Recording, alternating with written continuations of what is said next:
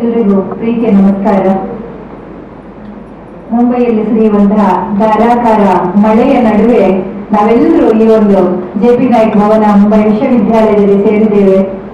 ಹೊರಗೆ ಮಳೆ ಇದ್ರೂ ನಾವೆಲ್ಲರೂ ಸಂಭ್ರಮದಲ್ಲಿದ್ದೇವೆ. ಕಾರಣ ನಮ್ಮ ಜೊತೆ ಇವತ್ತು ನಮ್ಮೆಲ್ಲರ ಅಚ್ಚುಮೆಚ್ಚಿನ ಸಾಹಿತಿ ಕಾದಂಬರಿಕಾರರಾಗಿರುವಂತಹ ಡಾಕ್ಟರ್ ಎಸ್.ಎಲ್. ಭೈರಪ್ಪನವರಿದ್ದಾರೆ. ನಮ್ಮ ವಿಶ್ವವಿದ್ಯಾಲಯದ ಪರವಾಗಿ ಕನ್ನಡ ವಿಭಾಗದ ಪರವಾಗಿ ಆತ್ಮೀಯವಾದಂತಹ ಗೌರವಪೂರ್ವಕವಾದಂತಹ ಸ್ವಾಗತವನ್ನು ಕೊಡ್ತಾ ಇದ್ದೇವೆ. ಎಲ್ಲರೂ ಜೋರಾದ ಚಪ್ಪಳೆಯೊಂದಿಗೆ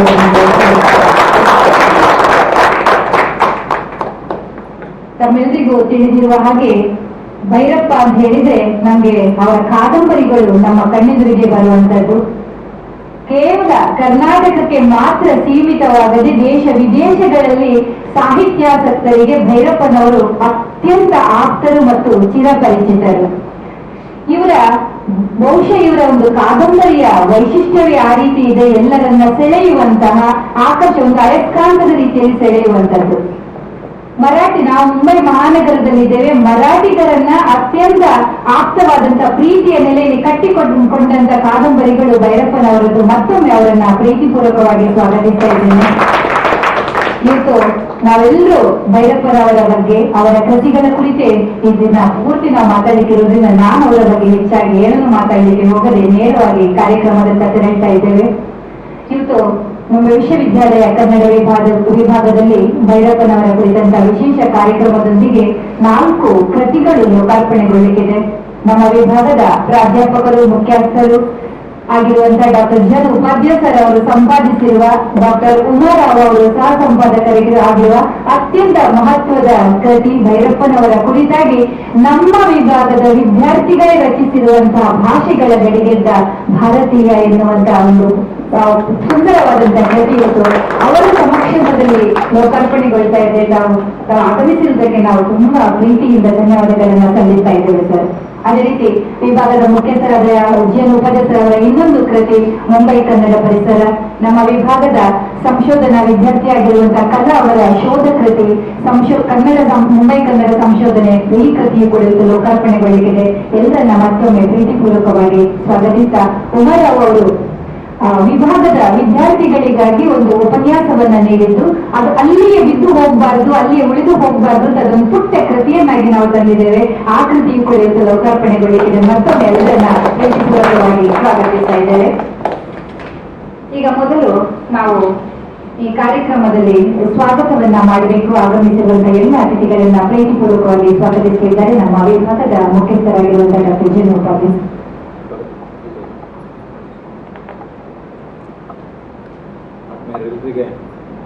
ಆತ್ಮೀಯರಿಗೆ ನಮಸ್ಕಾರ. ಇವತ್ತು ಕನ್ನಡದ ಹಿರಿಯ ಕವಿ ಬೇಂದ್ರೆಯವರು ಮಳೆ ಬರುವ ಕಾಲಕ್ಕೆ ಒಳಗಾಕ ಕುಂತೇವ ಎಳೆಯೊಳಗೆ ಜಳಕ ಮಾಡುವುದು ಬಾರು. ಆದರೆ ಇದಕ್ಕೆ ಬಲವಾದ ಕಾರಣ ಇದೆ.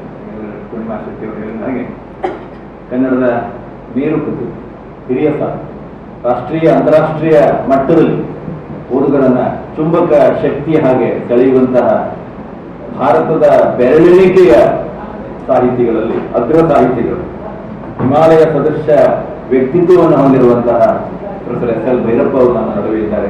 ನಿಜವಾಗಿ ಒಂದು ರೀತಿಯಲ್ಲಿ ರೋಮಾಂಚನಗೊಳ್ಳುವ, ಪುಳಕಗೊಳ್ಳುವ ಹೊತ್ತಿನಲ್ಲಿ ನಾವಿದ್ದೇವೆ, ಅದರಿಂದ ಒಳಗಿದ್ದೇವೆ. ತಮ್ಮ ಮಾತುಕೃತಿಗಳ ಮುಖಾಂತರವಾಗಿ ದೇಶ ವಿದೇಶಗಳಲ್ಲಿ ಹೆಸರು ಮಾಡಿದಂತಹ ಧೀಮಂತ ಚೇತನ ಎಸ್.ಎಲ್. ಭೈರಪ್ಪ ಕನ್ನಡ ನಾಡಿನ, ನಮ್ಮ ನಾಡಿನ ಸಾಂಸ್ಕೃತಿಕ ಕ್ಷೇತ್ರದ ಹಿರಿಮೆಯನ್ನು ಎತ್ತರಿಸಿದ, ವಿಸ್ತರಿಸಿದ ಮಹಾನ್ ಪ್ರತಿಭೆಗೆ ನಮೋ ಅಂತ ಹೇಳಿ ದೇಶವ್ಯಾಪಿ ಅವರ ಕೃತಿಗಳ ಕುರಿತು ಚರ್ಚೆ ನಡೆಯುತ್ತದೆ. ಇದು ಅಭಿಮಾನ ಪಡುವಂತಹ 2.5 ದಶಕಗಳ ಕೆಳಗೆ ಮರಾಠಿ ಜ್ಞಾನಪೀಠ ಪ್ರಶಸ್ತಿ ವಿಜೇತ ನನ್ನ ಹಿರಿಯ ಸಹೋದ್ಯೋಗಿ ಅಣ್ಣನ ಪ್ರೊಫೆಸರ್ ಬಾಲಚಂದ್ರ ನೆಮಾಡೆ ಇದೇ ವೇದಿಕೆಯಲ್ಲಿ ಒಂದು ಮಾತು ಹೇಳಿ, ಇವತ್ತಿಗೂ ನನಗೆ ಮಾತು ಕೇಳಿದಾಗಲೆಲ್ಲ ಅಪ್ಪ ಇವರೇನು ಭವಿಷ್ಯ ಹೇಳಿದ್ದಾರೆ. 2.5 ದಶಕಗಳ ಕೆಳಗೆ ಭೈರಪ್ಪ ಕನ್ನಡದ ಭಾಗ್ಯ. ಭೈರಪ್ಪನಂತಹ ಲೇಖಕರು ಕನ್ನಡಕ್ಕೆ ಸಿಕ್ಕಿರೋದು ಕನ್ನಡದ ಭಾಗ್ಯ. ನಿಜವಾಗಿ ಇದು ಭಾಗ್ಯ ನಾನು ಉಪೇಕ್ಷೆ ಮಾಡ್ತಾ ಇದ್ದೆ. ಇವತ್ತು ಬಸವಣ್ಣ ಬಸವಣ್ಣನ ಮಾತು ಶಿವನನ್ನ ಕೊಂಡಾಡ ಜಗದಗಲ ಮುಗಿಲಾಗಲ ಮಿಗೆಯಗಲ ನಿಮ್ಮಗಲ, ಈ ಮಾತನ್ನ ಉತ್ಪ್ರೇಕ್ಷೆ ಆಗುವುದಿಲ್ಲ ಅಂತ ನಾನು ಓದುಗರಿಗೆ ಏನೇನು ಇದ್ದಾರೆ. ಈಗಾಗಲೇ ಪೂರ್ಣಿಮಾ ಹೇಳಿ, ನನ್ನ ಅನೇಕ ವಿದ್ಯಾರ್ಥಿ ಮಿತ್ರರು ನಮ್ಮಲ್ಲಿ ಹಿಂದಿ, ಮರಾಠಿ, ಹಿಂದಿ, ಗುಜರಾತಿ ಅನೇಕ ಭಾಷೆಗಳು ಕನ್ನಡವನ್ನು ಕಲಿಯಲಿಕ್ಕೆ. ಯಾಕೆ ಅಂತ ಹೇಳಿದ್ರೆ ಭೈರಪ್ಪನವ್ರನ್ನ ಒರಿಜಿನಲ್ ಆಗಿ ಓದಬೇಕು ಅಂತಹ ಒಂದು ಸಂದರ್ಭ. ಹಾಗಾಗಿ ಇಂತಹ ಒಂದು ಮಹಾನ್ ಕಾದಂಬರಿಕಾರರ ಸಮೀಪದಲ್ಲಿ, ಅವರ ಒಡನಾಟದಲ್ಲಿ ಬಸವಣ್ಣ ಇನ್ನೂ ಅಲ್ಲ, ನನ್ನ ಕರಸ್ಥಳದಲ್ಲಿ ಚುರುಕಾಗಿರಯ್ಯ ಇವತ್ತು ಕಲಿನಾ ಕ್ಯಾಂಪಸ್ ನಲ್ಲಿ ಚುರುಕಾಗಿ ನಮ್ಮೊಂದಿಗೆ ಇದ್ದಾರಲ್ಲ, ಇದು ರೋಮಾಂಚನಗೊಳ್ಳುವ ಒಂದು ಸಂದರ್ಭ. ಅವರನ್ನ ಭಾಗದ ಪರವಾಗಿ ಪ್ರೀತಿಯಿಂದ ನಾನು ಸ್ವಾಗತಿಸ್ತಾ ಇದ್ದೇನೆ. ಇವತ್ತು ಮರಾಠಿಯ ಹಿರಿಯ ಸಂಶೋಧಕ ನನ್ನ ಆತ್ಮೀಯರು ಚಿಂತಾಮಣಿ ಬೇರೆ ಒಂದು ಸಂದರ್ಭದಲ್ಲಿ ಅದನ್ನ ಉಮಾ ಕುಲಕರ್ಣಿ ಅವರು ಬಹಳ ಚೆನ್ನಾಗಿ ಒಂದು ಕಡೆ ದಾಖಲು ಮಾಡಿದ್ರು. ನಮ್ಮ ಭೈರಪ್ಪನವರು ಕೃತಿಯಲ್ಲಿ ನನ್ನ ಇವತ್ತು ನೆನಪು ಮಾಡ್ತಾರೆ. ಅಂತಹ ಘನ ವ್ಯಕ್ತಿತ್ವ ಭೈರಪ್ಪನವರು. ಅವರಿಗೆ ಪುಣ್ಯಭೂಷಣ ಅಂತ ಹೇಳಿ ಒಂದು ₹1,00,000 ಸುಮಾರು 12-13 ವರ್ಷಗಳ ಕೆಳಗೆ ಒಂದು ಬಹುಮಾನವನ್ನ, ಒಂದು ಪ್ರಶಸ್ತಿಯನ್ನ ಕೊಟ್ಟರು. ಆ ಸಂದರ್ಭದಲ್ಲಿ ಆ ಸಂಘಟಕರಲ್ಲಿ ಹೋಗಿ ನಿಮಗೆ ಪ್ರಶಸ್ತಿಗೆ ಆಯ್ಕೆ ಮಾಡಿದ್ದೀವಿ, ನೀವು ಬರಬೇಕು ಅಂತ ಕೇಳಿದಾಗ ಯಾವ್ದಾದ್ರು ಘನ ವಿದ್ವಾಂಸರು, ಅಂತಹ ವಿದ್ವಾಂಸರ ಕಡೆಯಿಂದ ನೀವು ಕೊಡ್ತಿದ್ರೆ ನಾನು ಬರ್ತೇನೆ. ಕೊನೆಗೆ ಅವರಿಗೆ ಸೂಚಿಸ್ತಾರೆ, ಕೊಟ್ಟರು ಚೆನ್ನಾಗಿ, ಅವ್ರ ಕೈಯಿಂದ ಪ್ರಶಸ್ತಿ ಪುಣೆಗೆ ಹೋಗಿ ಆ ಪ್ರಶಸ್ತಿ ಪ್ರದಾನ ಮಾಡಿದ್ರು. ರಾಚೇದೆ ರಾಮಚಂದ್ರ ಚಿಂತಾಮಣಿ ಬೇರೆ ಎಂತಹ ಬಹುಶಃ ಭೈರಪ್ಪ ತೀವ್ರ ಕಾದಂಬರಿಕಾರ. ಮೊನ್ನೆ 2 ದಿನದ ಕೆಳಗೆ ಹಿಂದಿನ ದಿನ ಬರುವಾಗ ರಾತ್ರಿ 10 ಗಂಟೆ ಆಗಿತ್ತು, ಸರಿತಾ? ಮಾರನೇ ದಿನ ಬೆಳಿಗ್ಗೆ 9:10 ಗಂಟೆಗೆ TIF Tata institute of fundamental ರಿಸರ್ಚ್ಗೆ ಹೋಗಿ ಸ್ವಾಮಿ ಯೋಚನೆ ಮಾಡಿ. ನನ್ನ ಅನೇಕ ಮಿತ್ರರು ಕೇಳೋದು, ಅಲ್ಲಿಗೆ ಮೊಮ್ಮಗಳಿಗೆ ಅವಳಿಗೇನು ಫ್ಯಾಷನ್ ಬೇಕಂತಹ ಬಾಕ್ಸ್ ಬೇಕು, ಅದು ಬೇಕು, ಇದು ಬೇಕು, ಫ್ಯಾಷನ್ ಚೀಟಿ ಕರ್ಕೊಂಡು ಹೋಗ್ಬೇಕು. ಇವ್ರ ಆಸಕ್ತಿ ಸರ್ವ ಕುತೂಹಲ ಬರೀ ಸಾಹಿತ್ಯ. ಅವರ ಸತ್ಯ ಮತ್ತು ಸೌಂದರ್ಯ ಕೃತಿ ನೀವು ತತ್ವಶಾಸ್ತ್ರದ ಹಿನ್ನೆಲೆ ಇದೆ. ಸಾಹಿತ್ಯವನ್ನು ಜಗತ್ತನ್ನು ನೋಡುವ ಕ್ರಮ ಇದೆ.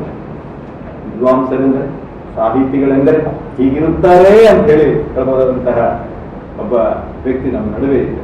ಅವರು ನಮ್ಮ ಭೈರಪ್ಪನವರು ಅಂತ ಹೇಳಕ್ಕೆ ನಾವು ಅಭಿಮಾನ ಪಡಬೇಕು.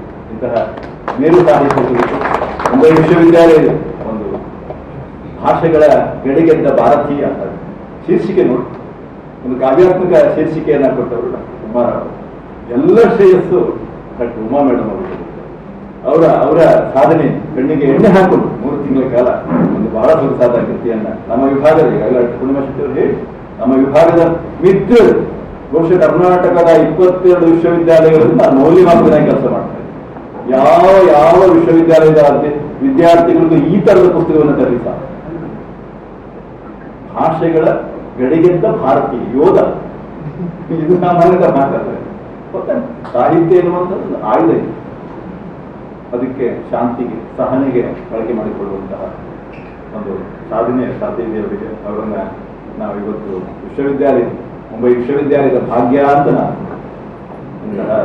ವಿಶ್ವವಿದ್ಯಾಲಯದ ಕುಲಪತಿಗಳ ಪರವಾಗಿ, ಕುಲಸಚಿವರ ಪರವಾಗಿ ತಾರಾ ಮೆರಗನ್ನು ಹೊಂದಿದಂತ ನಮ್ಮ ಹೆಚ್ಚಿನ ಸಾಹಿತಿಗಳಿಗೆ ಈ ತಾರಾ ಮೆರಗು, ಆ ವರ್ಚಸ್ ನಮ್ಮ ಭೈರಪ್ಪನವರಿಗಿದೆ. ಖುಷಿಯಾಗುತ್ತೆ. ಅವರ ವಾಂಗ್ಮಯದ ಆಳ ಅಗಲ ವೈಭವ ಇವತ್ತು ಉಪನ್ಯಾಸವನ್ನು ನೀಡುವುದಕ್ಕೆ ನಮ್ಮವರೇ ಆಗಿರುವಂತಹ ಮರಾಠಿ ಸಾಹಿತ್ಯ ಸಂಸ್ಕೃತಿಯಲ್ಲಿ ವಿಶೇಷವಾಗಿ ಕೆಲಸವನ್ನು ಮಾಡಿರುವ ಸೃಜನೇತರ ವಿಮರ್ಶಕರಾಗಿ, ಸಾಹಿತಿಯಾಗಿ ಕೆಲಸ ಮಾಡಿರುವಂತಹ ಸುಪ್ರಿಯಾ ಮೇಡಮ್ ದೂರದ ಪುಣೆಯಿಂದ ಬಂದೆ. ಯೋಚನೆ ಬೆಳಿಗ್ಗೆ ಎಷ್ಟು ಮಳೆ, ಅದ್ಯಾವುದು ಅವ್ರಿಗೆ ಕನ್ನಡ ಬರೋದಿಲ್ಲ, ನನಗೆ ಗೊತ್ತಿದೆ, ಆದ್ರೂ ಪ್ರೀತಿಯಿಂದ ಬಂದು ಭೈರಪ್ಪನವರ ಅಭಿಮಾನ.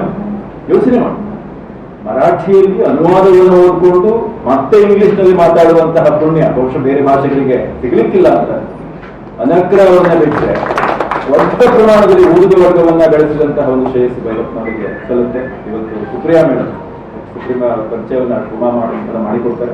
ಮತ್ತೊಮ್ಮೆ ಪ್ರೀತಿಯಿಂದ ಸ್ವಾಗತಿಸ್ತಾ ಇದ್ದೇನೆ. ಹಾಗೆಯೇ ಇವತ್ತು ವಿಭಾಗದ 4 ಹಂತಗಳ ಕಾರ್ಯಕ್ರಮ, 4 ಕೃತಿಗಳ ಬಿಡುಗಡೆ, ಭಾಷೆಗಳ ಗಡಿಗೆದ್ದ ಭಾರತೀಯವನ್ನ ಸಂಪಾದಿಸಿಕೊಟ್ಟಂತಹ ಡಾಕ್ಟರ್ ಉಮಾ ಮೇಡಮ್ ಅವರು ಕೃತಿಗಳು, ಉಮಾ ರಾಮರಾವ್, ಇಬ್ಬರು ಉಮಾ ಇದ್ದಾರೆ. ಭೈರಪ್ಪನವರ ಪಾಲಿಗೆ ಇಬ್ರು ಉಮಾ ಶಕ್ತಿ, ದೊಡ್ಡ ಶಕ್ತಿ ಅಂತ ನಾನು ಅನ್ಕೊಂಡಿದ್ದೇನೆ. ಭಾಷೆಗಳ ಗಡಿಗೆದ್ದ ಭಾರತೀಯ ಈ ಕೃತಿಯನ್ನ ಸಂಪಾದನೆ ಮಾಡಿಕೊಟ್ಟಂತಹ ಡಾಕ್ಟರ್ ಕುಮಾರ್ ಅವರು ಒಂದು 6 ತಿಂಗಳ ಕೆಳಗೆ ಪ್ರೊಫೆಸರ್ ವಿವೇಕದೇವರೊಂದು ಮಾತು ಹೇಳಿದ್ದಾರೆ ಉಮಾ ಅವ್ರ ಬಗ್ಗೆ. ಉಮಾ ಅವರು ನನಗೊಂದು ಅಚ್ಚರಿ ಅಂತ. ಇದನ್ನು ಬೆಂಗಳೂರಿನಲ್ಲೇ ಪ್ರೊಫೆಸರ್ ಭೈರಪ್ಪ ಅವರು ಹೇಳಿದ್ರು, ಸಾಹಿತ್ಯ, ತಂತ್ರಜ್ಞಾನ, ವಿಜ್ಞಾನ ಇವುಗಳೆಲ್ಲವನ್ನ ಉಪರಿಗೊಂಡಂತಹ ಒಂದು ವ್ಯಕ್ತಿತ್ವ. ನಮ್ಮ ಇತ್ತೀಚಿನ ಈ NEP ಆಗಿರ್ಬೋದು, NAC ಆಗಿರ್ಬೋದು, ಪ್ರತಿಯೊಂದು ವಿಭಾಗವನ್ನು ಮುನ್ನಡೆಸುವಲ್ಲಿ ವಿಶೇಷವಾಗಿ ಶ್ರಮಿಸ್ತಾ ಇರುವಂತಹ ಉಮಾ ಮೇಡಮ್ ಅವರಿಗೆ ನಾವು ಕೃತಜ್ಞರಾಗಿದ್ದೇವೆ. ನಿವೃತ್ತಿ ನಂತರ ಏನ್ ಮಾಡಬಹುದು, ದೊಡ್ಡ ದೊಡ್ಡ ಮಲ್ಟಿನ್ಯಾಷನಲ್ ಲೆವೆಲ್ ಕಂಪನಿಯಲ್ಲಿ ಏನೇನೋ ಪ್ರಾಜೆಕ್ಟ್ ತಗೊಂಡು ಲಕ್ಷಗಟ್ಟಲೆ ಸಂಪಾದನೆ ಮಾಡಿ ಅದೆಲ್ಲವನ್ನ ಬಿಟ್ಟು ಅವರು ಕನ್ನಡಕ್ಕೆ ಬಂದಿದ್ದಾರೆ. ಭೈರಪ್ಪನಾಥ್ ಕುರಿತು MPhil PhD ಮಾಡಿದ ಏಕೈಕ ಕನ್ನಡ ಮಹಿಳೆ ಅಂತ ಹೇಳಲಿಕ್ಕೆ ಸಂತೋಷ ಆಗ್ತಾ ಇದೆ. ಅವರನ್ನ ಪ್ರೀತಿಯಿಂದ ಸ್ವಾಗತಿಸ್ತಾ ಇದ್ದಾರೆ. ಅವರು ನೀಡಿದಂತಹ ಒಂದು ಉಪನ್ಯಾಸ, ಸಂಶೋಧನೆಯಲ್ಲಿ ಒಂದು ಶಿಸ್ತಿರಬೇಕು ಮತ್ತೆ ನೈತಿಕತೆ ಇರಬೇಕು ಅನ್ನೋ ಮಾತನ್ನು ಅವರು ಪ್ರತಿಪಾದಿಸ್ತಾ ಬಂದರು. ಅವರನ್ನ ಪ್ರೀತಿಯಿಂದ ಸ್ವಾಗತಿಸ್ತಾ ಇದ್ದಾರೆ. ಹಾಗೆ ನಮ್ಮ ವಿಭಾಗದ ಹಿರಿಯ ವಿದ್ಯಾರ್ಥಿ, ಸಂಶೋಧನೆಯಲ್ಲಿ ನಿರತರಾಗಿರುವಂತಹ ಕಲಾ ಭಾಗವತ್ ಅವರ ಒಂದು ಮಹತ್ವದ ಕೃತಿ ಇದೆ, ಬಹಳ ಅಭಿಮಾನ ಪಡು. ಕಥೆ, ಕಾವ್ಯ, ಕಾದಂಬರಿ ಎಲ್ಲ ಇನ್ನೊಂದು ವಾಕ್ಯ ಆಗಿತ್ತು. ಕನ್ನಡ ಸಂಶೋಧನೆಗೆ ಮುಂಬೈ ಕೊಡುಗೆ. ನಮ್ಮಲ್ಲಿ ಇತಿಹಾಸವೇ ಇರಲಿಲ್ಲ. ಮೊತ್ತ ಮೊದಲು ಇತಿಹಾಸವನ್ನು ಬರೆದವರು ಮುಂಬೈ ಕನ್ನಡಿಗ ಅಂತ ನಾನು ಕರೀಲಿಕ್ಕೆ ಇಷ್ಟಪಡ್ತೇನೆ.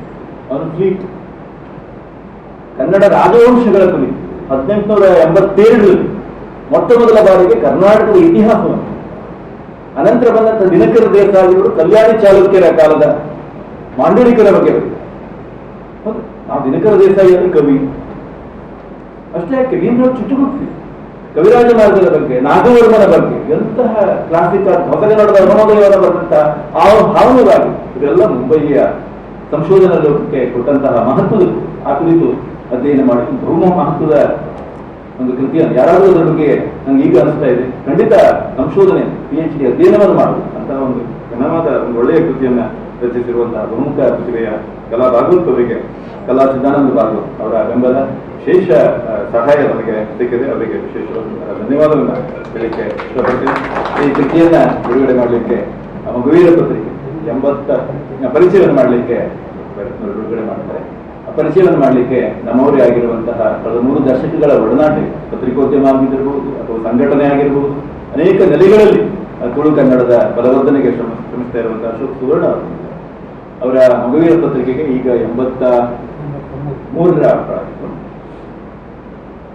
ಕರ್ನಾಟಕದ ಅನೇಕ ಸಂದರ್ಭ, ಕರ್ನಾಟಕ ಏಕೀಕರಣದ ಸಂದರ್ಭದಲ್ಲಿ, ಬೇರೆ ಬೇರೆ ನೆಲೆಗಳು, ಸಾಹಿತ್ಯ ಸಮ್ಮೇಳನದ ಸಂದರ್ಭದಲ್ಲಿ, ಮುಂಬೈಯಲ್ಲಿ ನಡೆದಂತಹ 50ರ ಸಾಹಿತ್ಯ ಸಮ್ಮೇಳನದ ದಾಖಲಾತಿ ಬೇಕಿದ್ರೆ ನಾವು ಮಗುವೀರವನ್ನೇ ಗೋವಿಂದ ಪೈಯವರ ಕಾಲದ ಸಂದರ್ಭ. ಹಾಗಾಗಿ ಅವರನ್ನ ಪ್ರೀತಿಯಿಂದ ಸ್ವಾಗತಿಸ್ತಾ ಇದ್ದೇನೆ.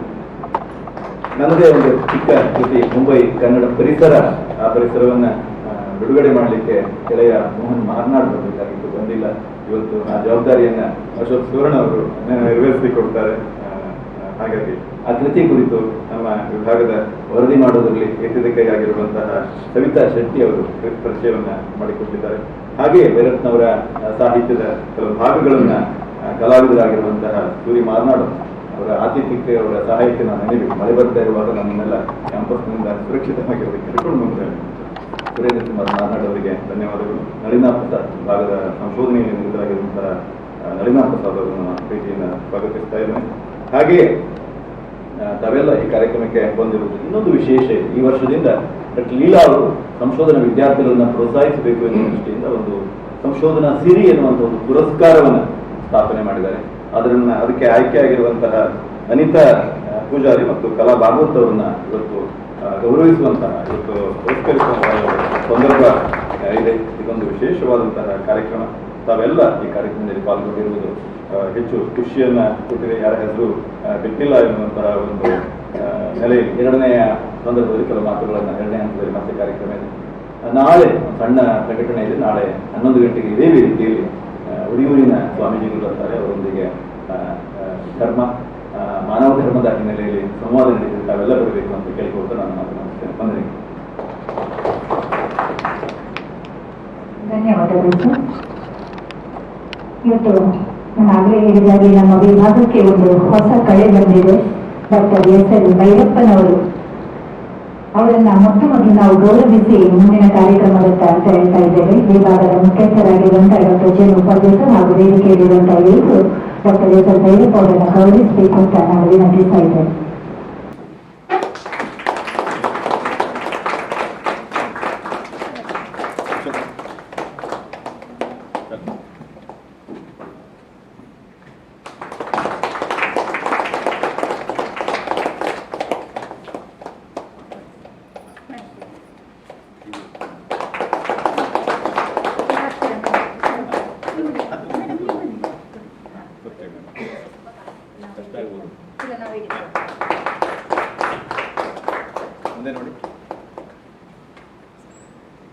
ಮತ್ತೊಮ್ಮೆ ತಮ್ಮ ಆಗಮನಕ್ಕೆ ಅನಂತ ವಂದನೆಗಳನ್ನ ಸಲ್ಲಿಸ್ತಾ ಇದ್ದಾರೆ ಡಾಕ್ಟರ್ ಎಸ್ ಭೈರಪ್ಪ ಅವರಿಗೆ. ಅದೇ ರೀತಿ ನಮ್ಮ ಜೊತೆ ಇವತ್ತು ವಿಶೇಷ ಅತಿಥಿಯಾಗಿ ಈ ಸುರಿಯುವ ಮಳೆಯಲ್ಲಿ ಪುಣೆಯಿಂದ ಇಲ್ಲಿವರೆಗೆ ಬಂದಿರುವಂತಹ ಡಾಕ್ಟರ್ ಸುಪ್ರಿಯಾ ಸಹಸ್ರಬುದ್ಧೆ, ತಮಗೂ ಕೂಡ ಕನ್ನಡ ವಿಭಾಗ ಮುಂಬೈ ವಿಶ್ವವಿದ್ಯಾಲಯದ ಪರವಾಗಿ ಆತ್ಮೀಯವಾದಂತಹ ಪ್ರೀತಿಯ ಸ್ವಾಗತವನ್ನ ಕೊಡ್ತಾ ಇದ್ದೇವೆ. ತಮ್ಮನ್ನು ಕೂಡ ಹೆಸರಾದಂತಹ ಡಾಕ್ಟರ್ ಜೆ ಉಪಾಧ್ಯಾಯರು ಗೌರವಿಸಬೇಕು ಅಂತ ಕೇಳಿಕೊಳ್ತಾ ಇದ್ದೇವೆ.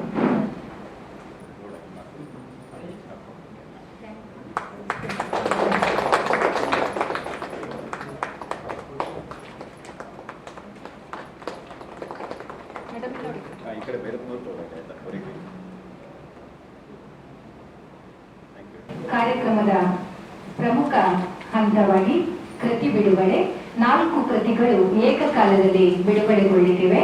ಭಾಷೆಗಳ ಗಡಿಗೆದ್ದ ಭಾರತೀಯ ಇದರ ಕೃತಿಯನ್ನ ಡಾಕ್ಟರ್ ಜೆ ಉಪಾಧ್ಯಾಯರು ಸಂಪಾದಿಸಿದ್ದಾರೆ. ಡಾಕ್ಟರ್ ಉಮಾರಾವ್ ಅವರು ಅದಕ್ಕೊಂದು ಅಂದ ಚಂದವನ್ನ ಹೆಚ್ಚಿಸಿ ಸಹ ಸಂಪಾದಕರಾಗಿ ಅವರು ಕೆಲಸವನ್ನ ಮಾಡಿದ್ದಾರೆ. ಸಂಶೋಧನೆಯಲ್ಲಿ ಶಿಸ್ತು ಮತ್ತು ನೈತಿಕ ಪ್ರಜ್ಞೆ ಡಾಕ್ಟರ್ ಉಮಾರಾವ್ ಅವರ ಇನ್ನೊಂದು ಕೃತಿ.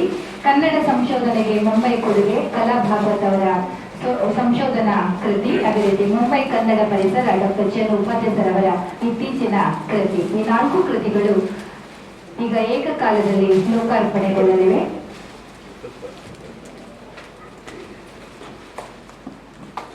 ಚಿದಾನಂದ್ ಸರ್ ದಯವಿಟ್ಟು ಒಂದೇ.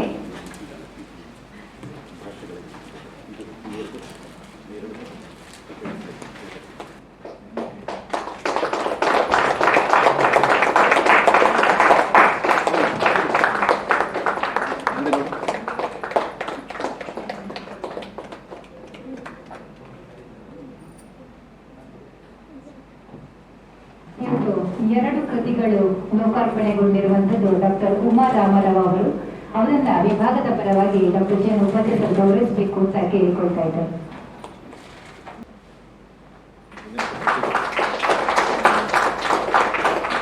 ಬಹಳ ಸಂತೋಷದ ಸಂಗತಿ ಅಂತ ಹೇಳಿದ್ರೆ ಸಾಹಿತ್ಯ ಭಂಡಾರ ಭೈರಪ್ಪನವರ ಪುಸ್ತಕವನ್ನ ಪ್ರಕಟ ಮಾಡ್ತಾ ಇರುವಂತಹ ಒಂದು ದೊಡ್ಡ ಪ್ರಕಟಣಾಲಯ ಡಾಕ್ಟರ್ ಉಮಾರಾವ್ ಅವರ ಹೆಬ್ಬೊತ್ತಿಗೆ ಭೈರಪ್ಪನವರ 2 ಕಾದಂಬರಿಗಳ ಉತ್ತರಾಖಂಡ ಮತ್ತು ಪರ್ವದ ಹಿನ್ನೆಲೆಯಲ್ಲಿ ಮಾಡಿದಂಥ ಮಹಾಪ್ರಬಂಧವನ್ನು ಪ್ರಕಟಣೆಗೆ ಕೈಗೆತ್ತಿಕೊಂಡಿದೆ. ಇದೇ ವೇದಿಕೆಯಲ್ಲಿ ಬಹಳ ಅದ್ದೂರಿಯಾಗಿ ಬಿಡುಗಡೆ ಮಾಡುತ್ತಾರೆ.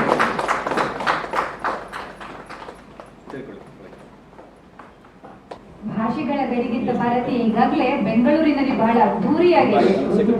ಚಂದ್ರಶೇಖರ್ ಕಂಬರ್ ಅವರ ಕೈಯಲ್ಲಿ ಲೋಕಾರ್ಪಣೆಗೊಂಡಿರುವುದು ನಮಗೆ ಖುಷಿ. ಈಗ ಮತ್ತೆ ಅದು ನಮ್ಮ ವಿಭಾಗದಲ್ಲಿ ಲೋಕಾರ್ಪಣೆಗೊಂಡಿದೆ. ಅದೇ ರೀತಿ ಕನ್ನಡ ಸಂಶೋಧನೆಗೆ ಮುಂಬೈ ಕೊಡುಗೆ ತನ್ನ PhD ಅಧ್ಯಯನದ ಸಂದರ್ಭದಲ್ಲಿ ಸಂಶೋಧನೆಯನ್ನ ನಡೆಸಿ ಮುಂಬೈಯಲ್ಲಿ ನಡೆದಿರುವಂತಹ ಸಂಶೋಧನೆಗಳು ಯಾವ ರೀತಿಯಾಗಿದೆ ಎನ್ನುವುದನ್ನ ಬಹಳ ತಳಸ್ಪರ್ಶವಾಗಿ ಅಧ್ಯಯನವನ್ನ ಮಾಡಿ ಒಂದು ಕೃತಿಯನ್ನ ಕಟ್ಟಿಕೊಟ್ಟಂತ ಕಲಾ ಭಾಗವತ್ ಅವರು ನಮ್ಮ ವಿಭಾಗದ ಹೆಮ್ಮೆಯ ವಿದ್ಯಾರ್ಥಿ ಮಿತ್ರರು. ಅವರನ್ನ ಈಗ ಗೌರವಿಸಬೇಕು ಅಂತ ನಾನು ಕೇಳಿಕೊಳ್ತಾ ಇದ್ದೇನೆ.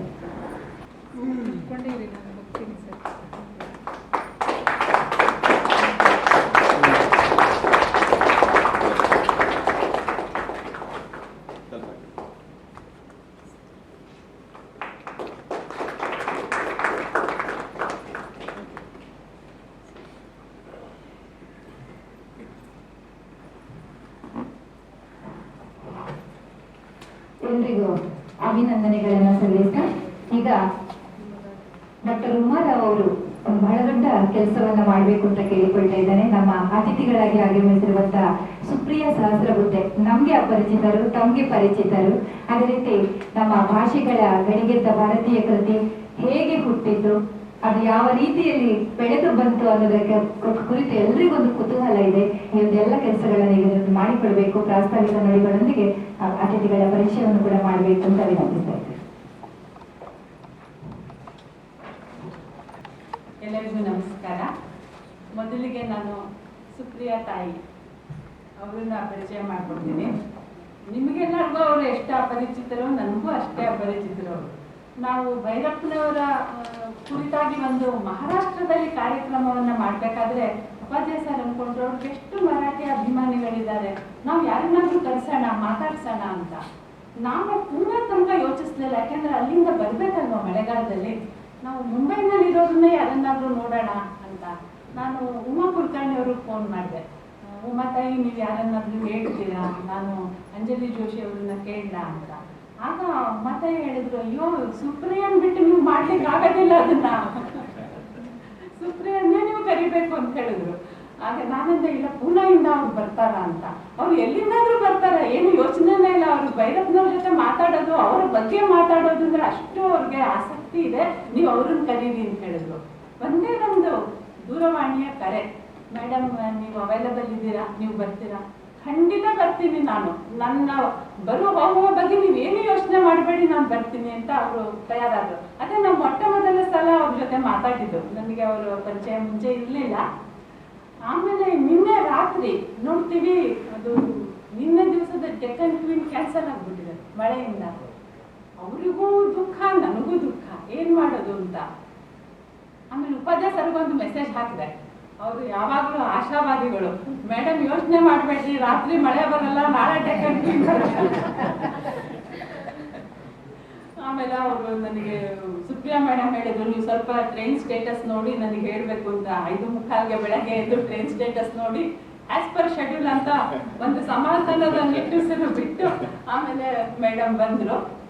ಅದುವರೆಗೂ ನಾನು ಅವರ ಲೇಖನಗಳದ್ದು ನನಗೆ ಪರಿಚಯ ಇತ್ತು, ಯಾಕಂದ್ರೆ ಅವರು ಬಹಳ ಪ್ರೌಢವಾದ ಲೇಖನಗಳನ್ನ, ವಿಮರ್ಶಾತ್ಮಕ ಲೇಖನಗಳನ್ನ ಭೈರಪ್ಪನವರ ಕೃತಿಗಳ ಬಗ್ಗೆ ಬರೆದಿದ್ದಾರೆ.